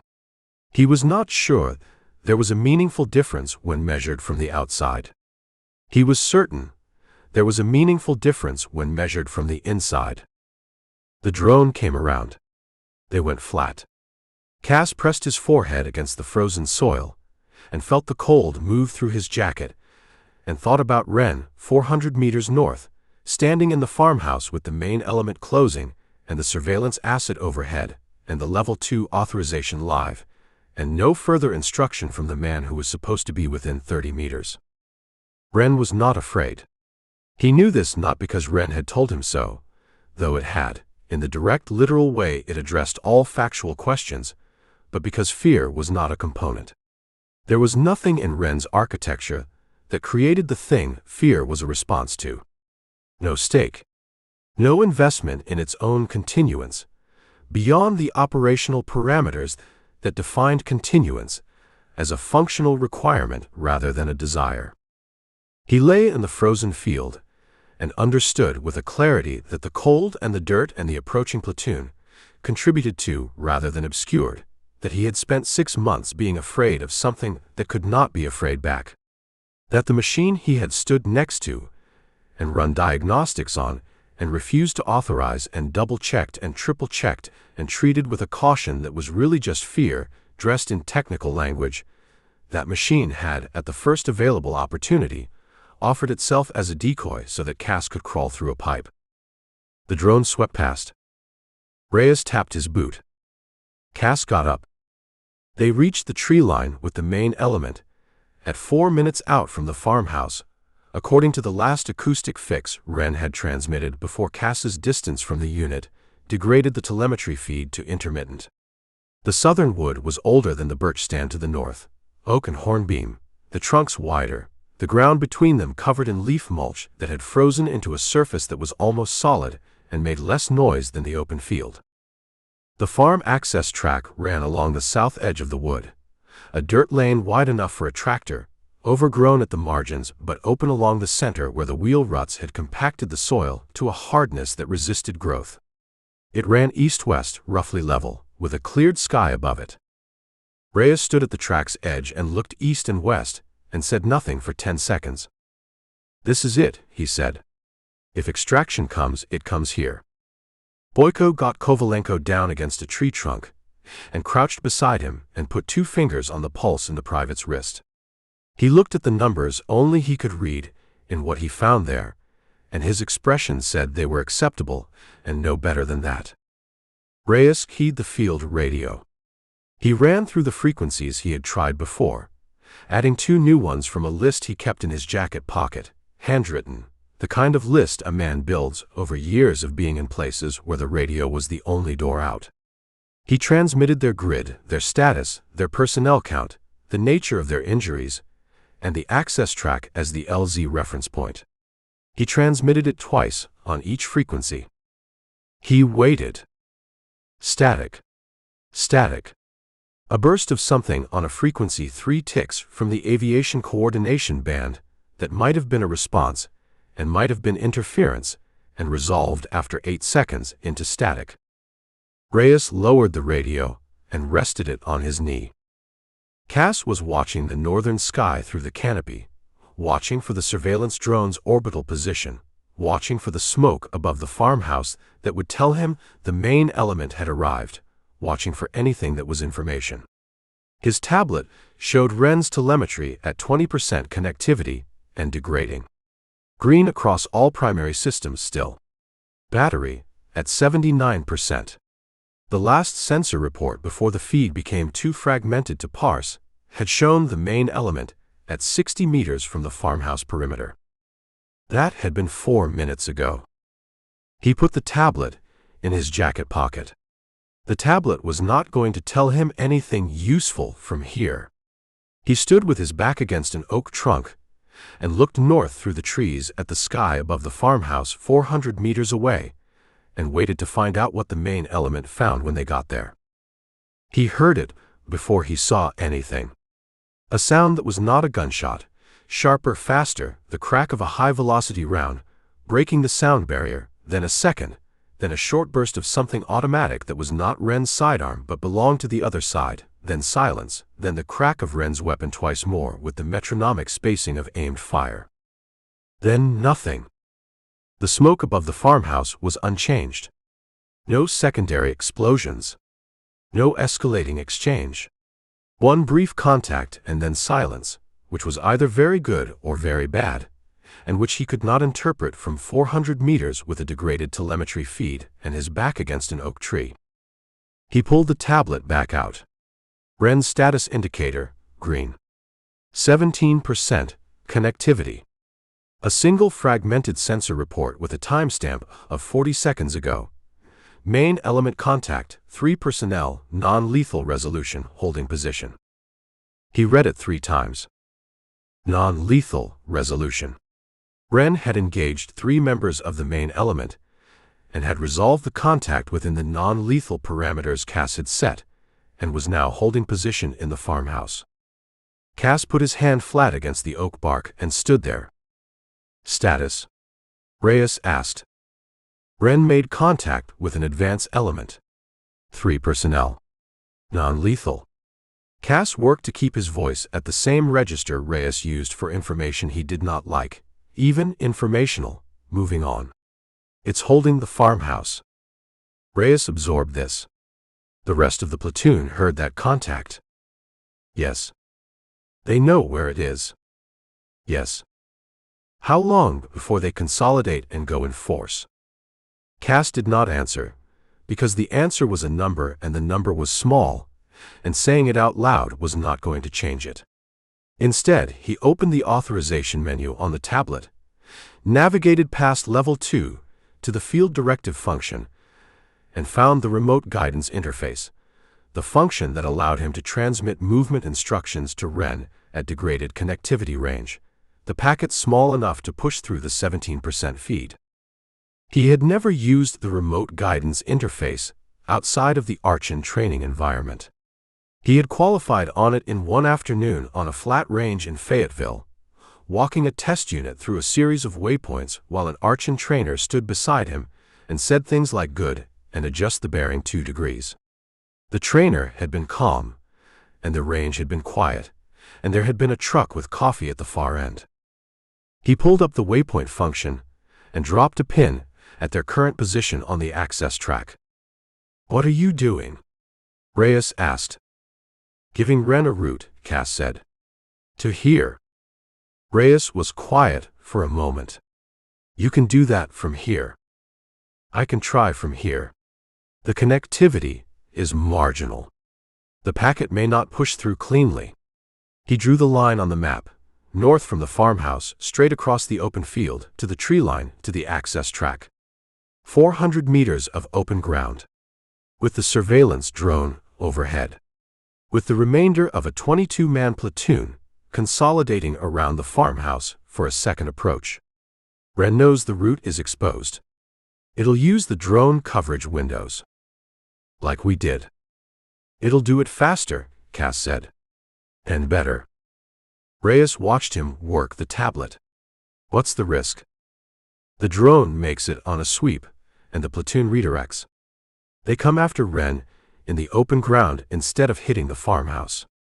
Cass set the waypoint and opened the transmission queue. Ren's faster than any of us across open ground. And the platoon is going to be dealing with 3 incapacitated personnel from the first contact, which costs them momentum.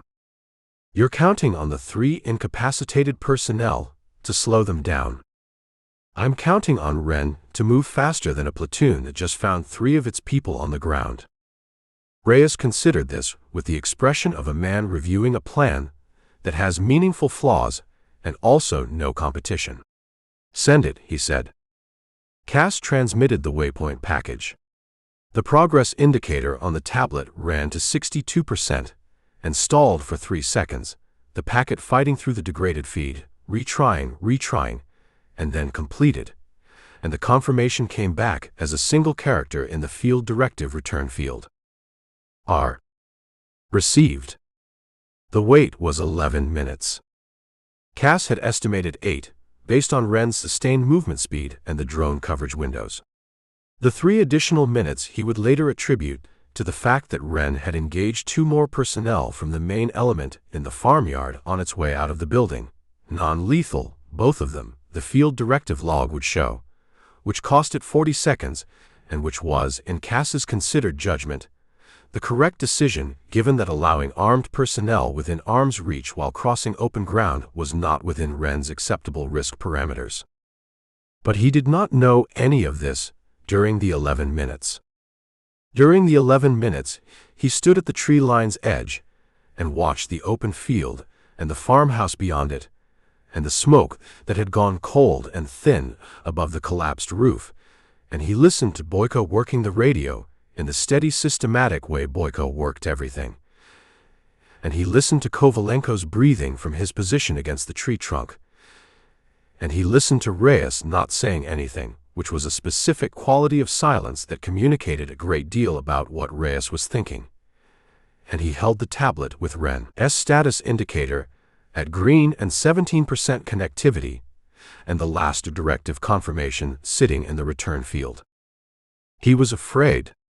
He identified this with some precision, the way you identify something you have been looking at obliquely for a long time, and finally turn to face directly.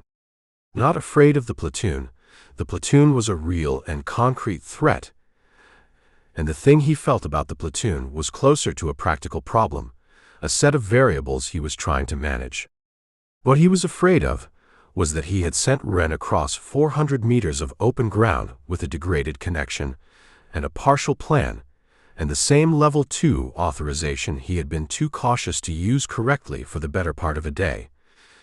And Ren was going to navigate all of it exactly as designed and exactly as capable. And the thing Cass was afraid of was that it would not be enough, because the limitations were not Ren's. They had never been Ren's. He stood at the tree line and held this understanding and did not put it down. It came out of the field the way light moves. No announcement, no transition from absent to present, just suddenly there where it had not been a moment before. Cass saw it at 100 meters, moving at a pace that was not a run and was not a walk, but was something in between, that covered ground with an efficiency that made the pace category irrelevant. Its matte black shell caught no reflection from the flat gray sky. Its movement had the quality of something that knew exactly where it was going and had already resolved all questions about how. At 50 meters, Cass could see the damage. Gouges in the ceramic plating along the left shoulder and upper chest, not penetrating, glancing impacts, the kind of fragmentation round leaves when it does not find an angle.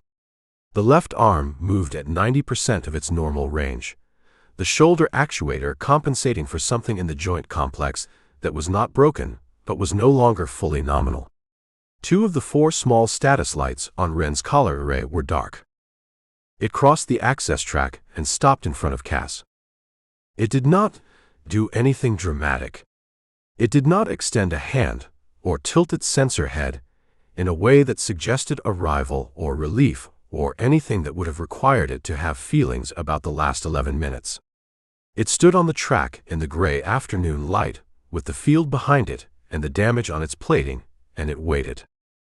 Cass put his hand on its chest, flat against the ceramic, above the collar array, in the center.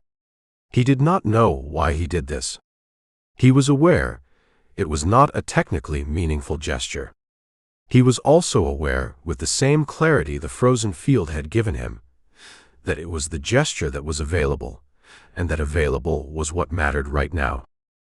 "Good," he said. Ren's status indicator on the tablet shifted from green to a double pulse, which was the field directive system's acknowledgement function, a signal that the unit had received and processed a directive. It was not designed to respond to the word good. It pulsed anyway. Reyes from somewhere behind Cass said, "We've got movement at the farmhouse." Cass turned. Through the tree canopy, and across 400 meters of open field, 3 figures were visible at the farmhouse's south wall, small with distance, moving along the wall toward the southern face. Not the whole platoon. An advance element, 2 or 3 personnel, sent ahead to confirm the farmhouse was clear before the main body moved. They were looking at the field. "They'll see the tracks in the frost," Cass said. "From when we crossed." "Yes," Reyes said. "They will." "How long before they bring everyone?" Reyes watched the figures at the farmhouse. 3 minutes. Maybe 4. Boyko had the radio at his ear, cycling, and then he stopped cycling. Something had answered. He talked fast and low into the handset, his free hand coming up to press the earpiece tighter, his whole body oriented toward whatever was in the receiver with the total attention of a man who has found the one door and is pushing through it. He talked for 40 seconds. Then he pulled the handset from his ear and held it at his side and turned to Reyes. "Aviation coordination," he said. His voice had a quality it had not had before. Not relief exactly, something more austere than relief, the recognition of a possible outcome that was worth the cost of believing in it. "They have a grid within 2 kilometers. They are asking for authentication." Reyes gave him the authentication string from the handwritten list in his jacket pocket. Boyko relayed it. They waited. The answer came back short. Boyko nodded once. 18 minutes, he said. The 3 figures at the farmhouse had become 5, and the 5 had found the frost tracks in the field, and were standing over them in the posture of people who have confirmed a thing they suspected, and are now deciding what to do about it. 18 minutes. Cass looked at Ren. Ren's sensor array had already resolved the figures at the farmhouse and logged them and calculated their approach vector and incorporated the new data into its running threat model, all of this in the time it had taken Cass to look at it. Its engagement parameters were active. Its damaged shoulder moved at 90%. Its battery read 71%. It was present and functional and ready for the next thing, as it had been ready for every previous thing.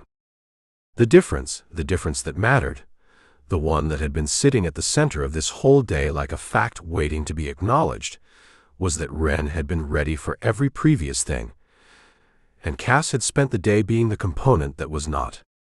He had been the limiting factor, not the machine, not the authorization architecture, not the connectivity range, not the engagement parameters. The man standing behind the authorization screen, running the diagnostic a fifth time, closing the menu instead of tapping it, crawling through a drainpipe because he could not locate the piece of himself that made men walk into things they were afraid of. He had found it, eventually.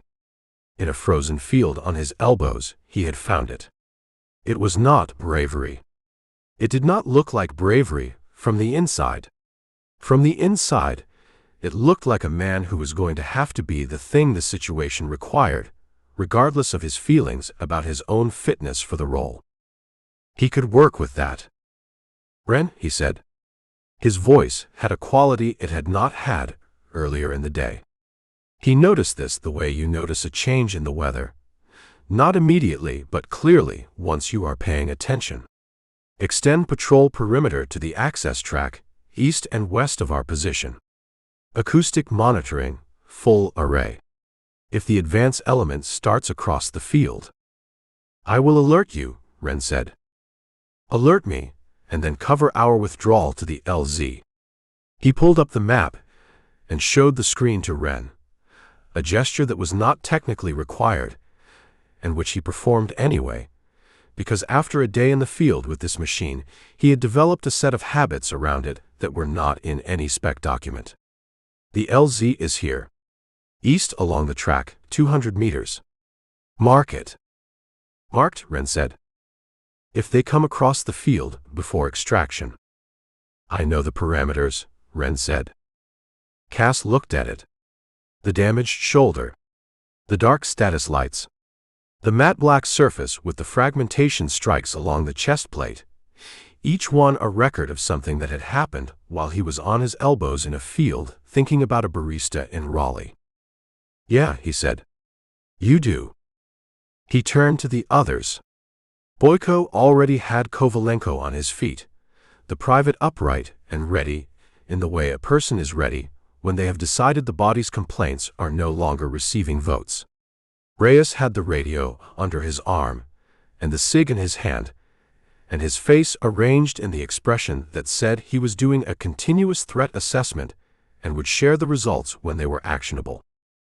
"East," Cass said. 200 meters. Move." He did not look back at the farmhouse and the figures that were tracking their frost prints across the field. He did not need to. Ren was watching. Chapter 6.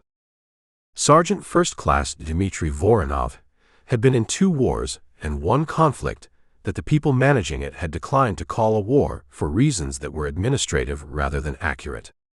He was 41 years old, and compact in the way that men become compact when they have spent enough years carrying weight over difficult terrain.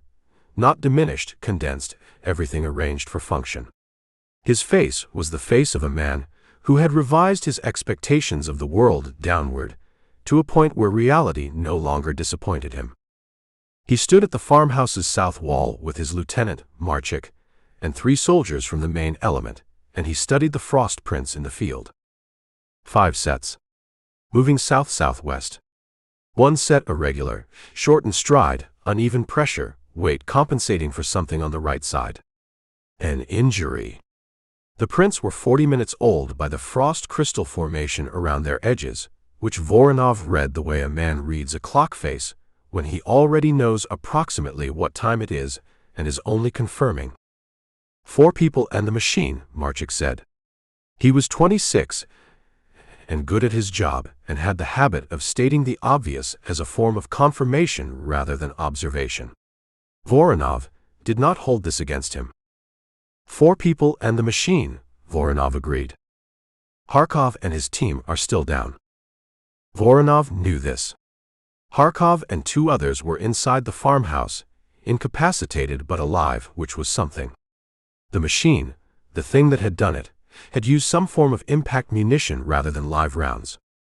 Harkov had a broken collarbone and 2 cracked ribs and a very detailed account of how fast the thing moved, which he had delivered in a voice that did not quite conceal the fact that the speed had startled him. Harkov did not startle easily. It could have killed them, Marchik said. Yes, Voronov said. Why didn't it? Voronov looked at the frost prints and thought about this. The tracks moved in a straight line south, no deviation. The spacing consistent with a group moving at deliberate pace rather than a panicked one. The machine's prints, identifiable by their depth, and their perfect bilateral symmetry, no human gait had that symmetry, were at the group's rear, protecting the withdrawal. Because the man running it told it not to, Voronov said. Or because it made the calculation itself. I am not certain which is more interesting. Marchik considered this. Either way, it changes things. Everything about it changes things, Voronov said. That is the whole point of us being here. He straightened and looked south across the field. The gray afternoon was thinning toward early dusk, the light going flat in the particular way it went flat in this part of the country in this season, everything losing its shadow. 400 meters away, at the field's far edge, a wood line sat as a dark band against the lighter gray of the sky. South of the wood, just visible above the canopy, the top 2 stories of a concrete structure rose against the sky, a relay station or a transformer building, something decommissioned, something with a flat roof. How long to form up and cross, he asked. Marchik checked his wrist unit. 14 minutes to consolidate. 22 across the field at pace. 22 minutes across open ground, to a position where, if the people he was following had any competence at all, there would be a prepared reception. The machine would be present. The thing that had put Kharkov down, before Kharkov's team had registered the contact, would be waiting at the far side of a flat field, with nowhere for Voronov's people to go except forward or back. He turned to Marchik. Get Fedorov on the drone. Full thermal resolution on that building. I want every heat signature in and on it before we move one man into that field. Yes, Sergeant. And a medical team to Kharkov. Marchik went. Voronov remained at the south wall and looked at the field and did what he always did when the situation required patience, stood still and thought clearly, and did not pretend he had information he did not have. The relay building was a decommissioned transformer station at the eastern end of the access track. 2 stories of concrete block with a flat roof and a rusted ladder up the north face, and a cleared sky in every direction an aircraft might approach from. Reyes had found it on the map overlay and pointed at it once, and that had been sufficient. They were on the roof. Kovalenko sat against the low parapet with his broken arm across his chest and his head tipped back and his eyes working the sky, not watching for threats, watching for the thing he needed, which was a different kind of watching. Boyko crouched at the parapet's east face with the field radio, the aviation coordination frequency open, and the voice on the other end 4 minutes away by its own most recent estimate, which was 3 minutes ago. 1 minute then. Reyes stood at the north parapet, with his forearms on the concrete lip, and his eyes on the access track and the field beyond it. The frost prints they had left crossing from the farmhouse were visible as a directional mark in the gray, a line of disturbed surface running straight to where they were standing. Voronov, wherever he was in the math of this, would have those prints. Wren stood at the roof's center. The damaged shoulder had stiffened further in the cold during the walk from the field, the joint complex losing another 4% of its range, and it stood now with a slight asymmetry. The left arm carried half an inch lower than the right, the shoulder housing canted by the margin it was compensating for. Everything else ran fully. Its array covered all 4 compass points in a continuous sweep, processing the field and the wood edges and the track in both directions, and the sky above for the first sound of rotors.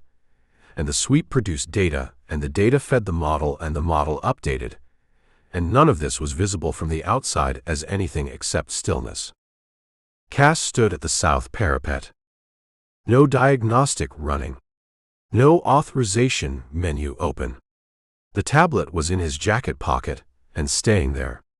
He stood with his forearms on the concrete lip, and watched the field and the distant farmhouse and the figures he could just make out at the farmhouse's south wall, small with distance, unhurried, a man standing slightly apart from the others with his face turned south across 400 meters of frozen ground. "Ren," Cass said. The figure at the farmhouse wall, separated from the group. "Can you resolve him?" Ren's optical array tightened to the farmhouse. A pause of 2 seconds, the range pushing the resolution limit. Male. Compact build.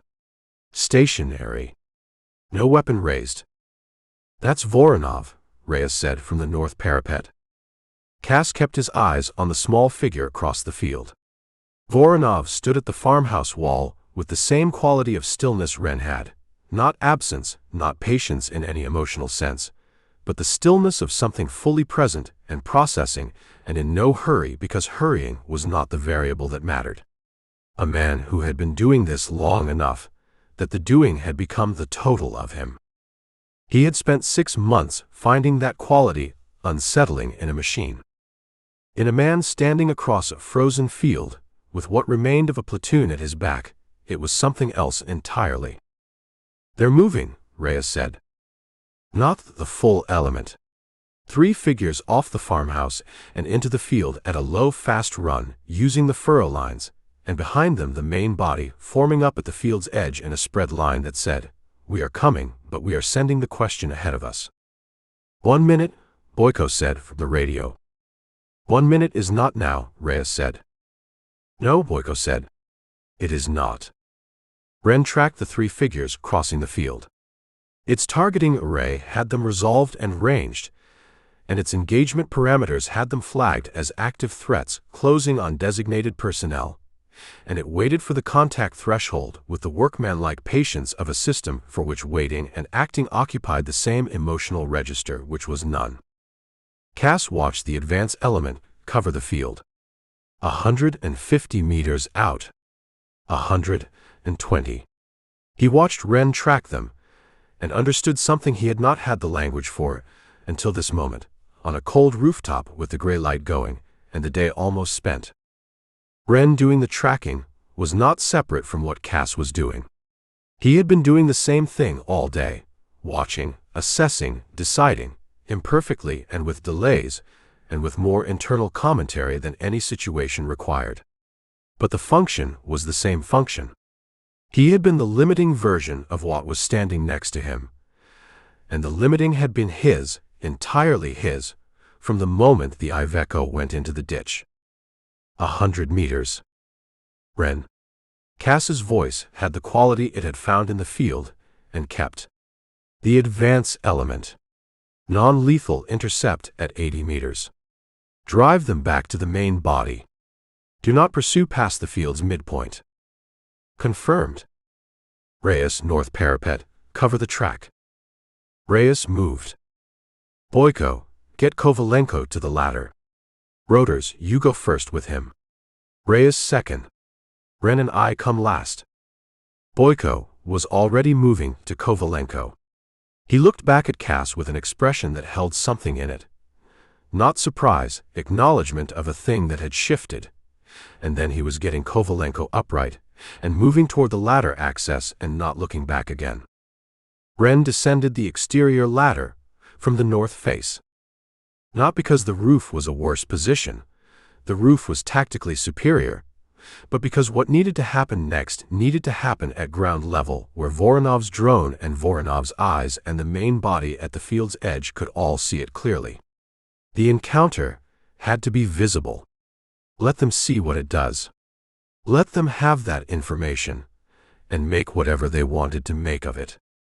The advance element came off the field onto the access track at a run.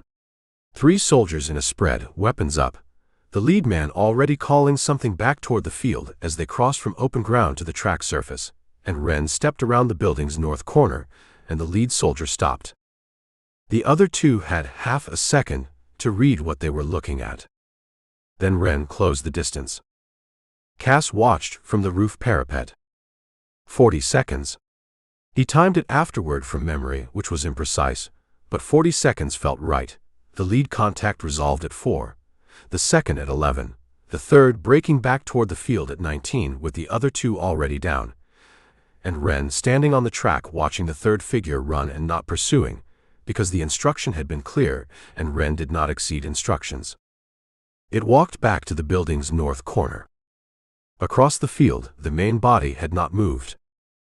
Voronov stood where he had stood for the past 10 minutes and watched Wren walk back to the corner, and across 400 meters of frozen ground. The two of them occupied opposite ends of a line that neither of them had drawn, and neither of them was going to be the one to cross. The rotors came from the southeast. First, a vibration in the parapet concrete under Cass's palms. Then a frequency at the edge of audible. Then the sound proper, rising fast. A Ukrainian Air Force utility helicopter coming in low over the access track with the manner of a crew that had been briefed on the urgency and had no competing opinions about speed. Boyko went down the ladder with Kovalenko's arm over his shoulder, and Kovalenko's boots finding each rung deliberately one at a time, a man who could see the end of the bad part and was closing the remaining distance on his own terms. Reyes followed, field radio under one arm, both hands on the rails, a concession to gravity that Cass noted and did not comment on. Cass stood at the north parapet until the helicopter was on final approach, and the rotor wash came over the parapet lip and pressed his jacket flat and lifted the grit from the roof surface into his face, and he watched Voronov. The main body still had not advanced. Voronov stood at the farmhouse wall and watched the helicopter flare over the access track, and then he looked back at the relay building, and then at Wren at the north corner, and his face was too far away to read, but his body held the quality of a man arriving at a conclusion he would rather have arrived at differently. Then Voronov set his rifle against the farmhouse wall. Not dropped, set deliberately, muzzle up, both hands coming away from it and extending briefly at his sides before returning. A gesture that did not commit to any single meaning, and committed to all of them. He held it for 2 seconds and brought his hands back. He looked at Wren for a long time. Then he looked at the figure on the roof, at Cass, and across the 400 meters between them something moved, some acknowledgement of facts that both of them now possessed, and neither of them had wanted to come by this way. Voronov turned to his lieutenant and spoke. Marchik raised a handset. The drone overhead banked, widened its orbit, climbed. Wren boarded last. It stepped through the side door and ducked below the frame and took the rearmost seat with the settled, careful deliberateness of something that knew its own weight and respected the geometry of enclosed spaces. The damaged shoulder caught the door frame, the left arm 2 inches short of the clearance needed, and it adjusted without pausing, a small, precise reorientation that resolved the problem without acknowledging it had been a problem. Cass dropped into the seat beside it. The helicopter lifted without waiting, the access track falling away beneath them, and then the relay building, and then the field with its frost prints running south from the distant farmhouse in their patient, legible line. One figure at the farmhouse wall, slightly apart. The helicopter banked south, and Voronov disappeared behind the rotor arc. Kovalenko was asleep before they crossed the first ridgeline. Boyko sat beside him, with his hands on his knees and the field radio on the floor between his boots, and his eyes closed, and his face holding the specific austere calm of a man who has spent everything required and is now resting on the other side of it. Reyes sat across from Cass. The cut above his eye had gone dark and clotted. He had his elbows on his knees, and he studied the helicopter floor with the expression of a man conducting an internal accounting, running back through the day, noting the figures, filing the results. After a while, he looked up. "You did all right," he said. "Out there." Cass thought about this. About what it was, and was not an accurate description of. About every closed menu, and every fourth diagnostic, and the drain pipe and the field, and a barista in Raleigh who poured the same coffee every Saturday for a man whose name he did not know. "I did the job," Cass said. Reyes held his gaze for a moment and nodded, the particular nod he reserved for things that were true and complete and required nothing further.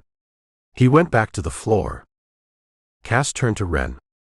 It sat in the rearmost seat with its hands on its thighs and its array in low power mode. No active threats, nothing within operational range that required attention.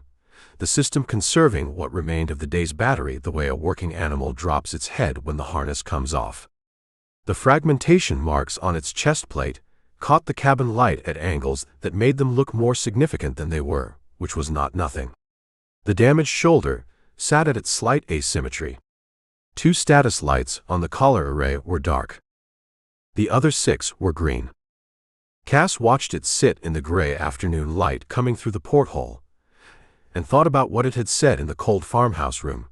3 words delivered as a statement of operational fact, carrying nothing beyond their literal content, and carrying more than their literal content in the same breath. He knew the more was his own construction. He knew there was no feeling behind the words, no relief when he had come back, no weight to the waiting.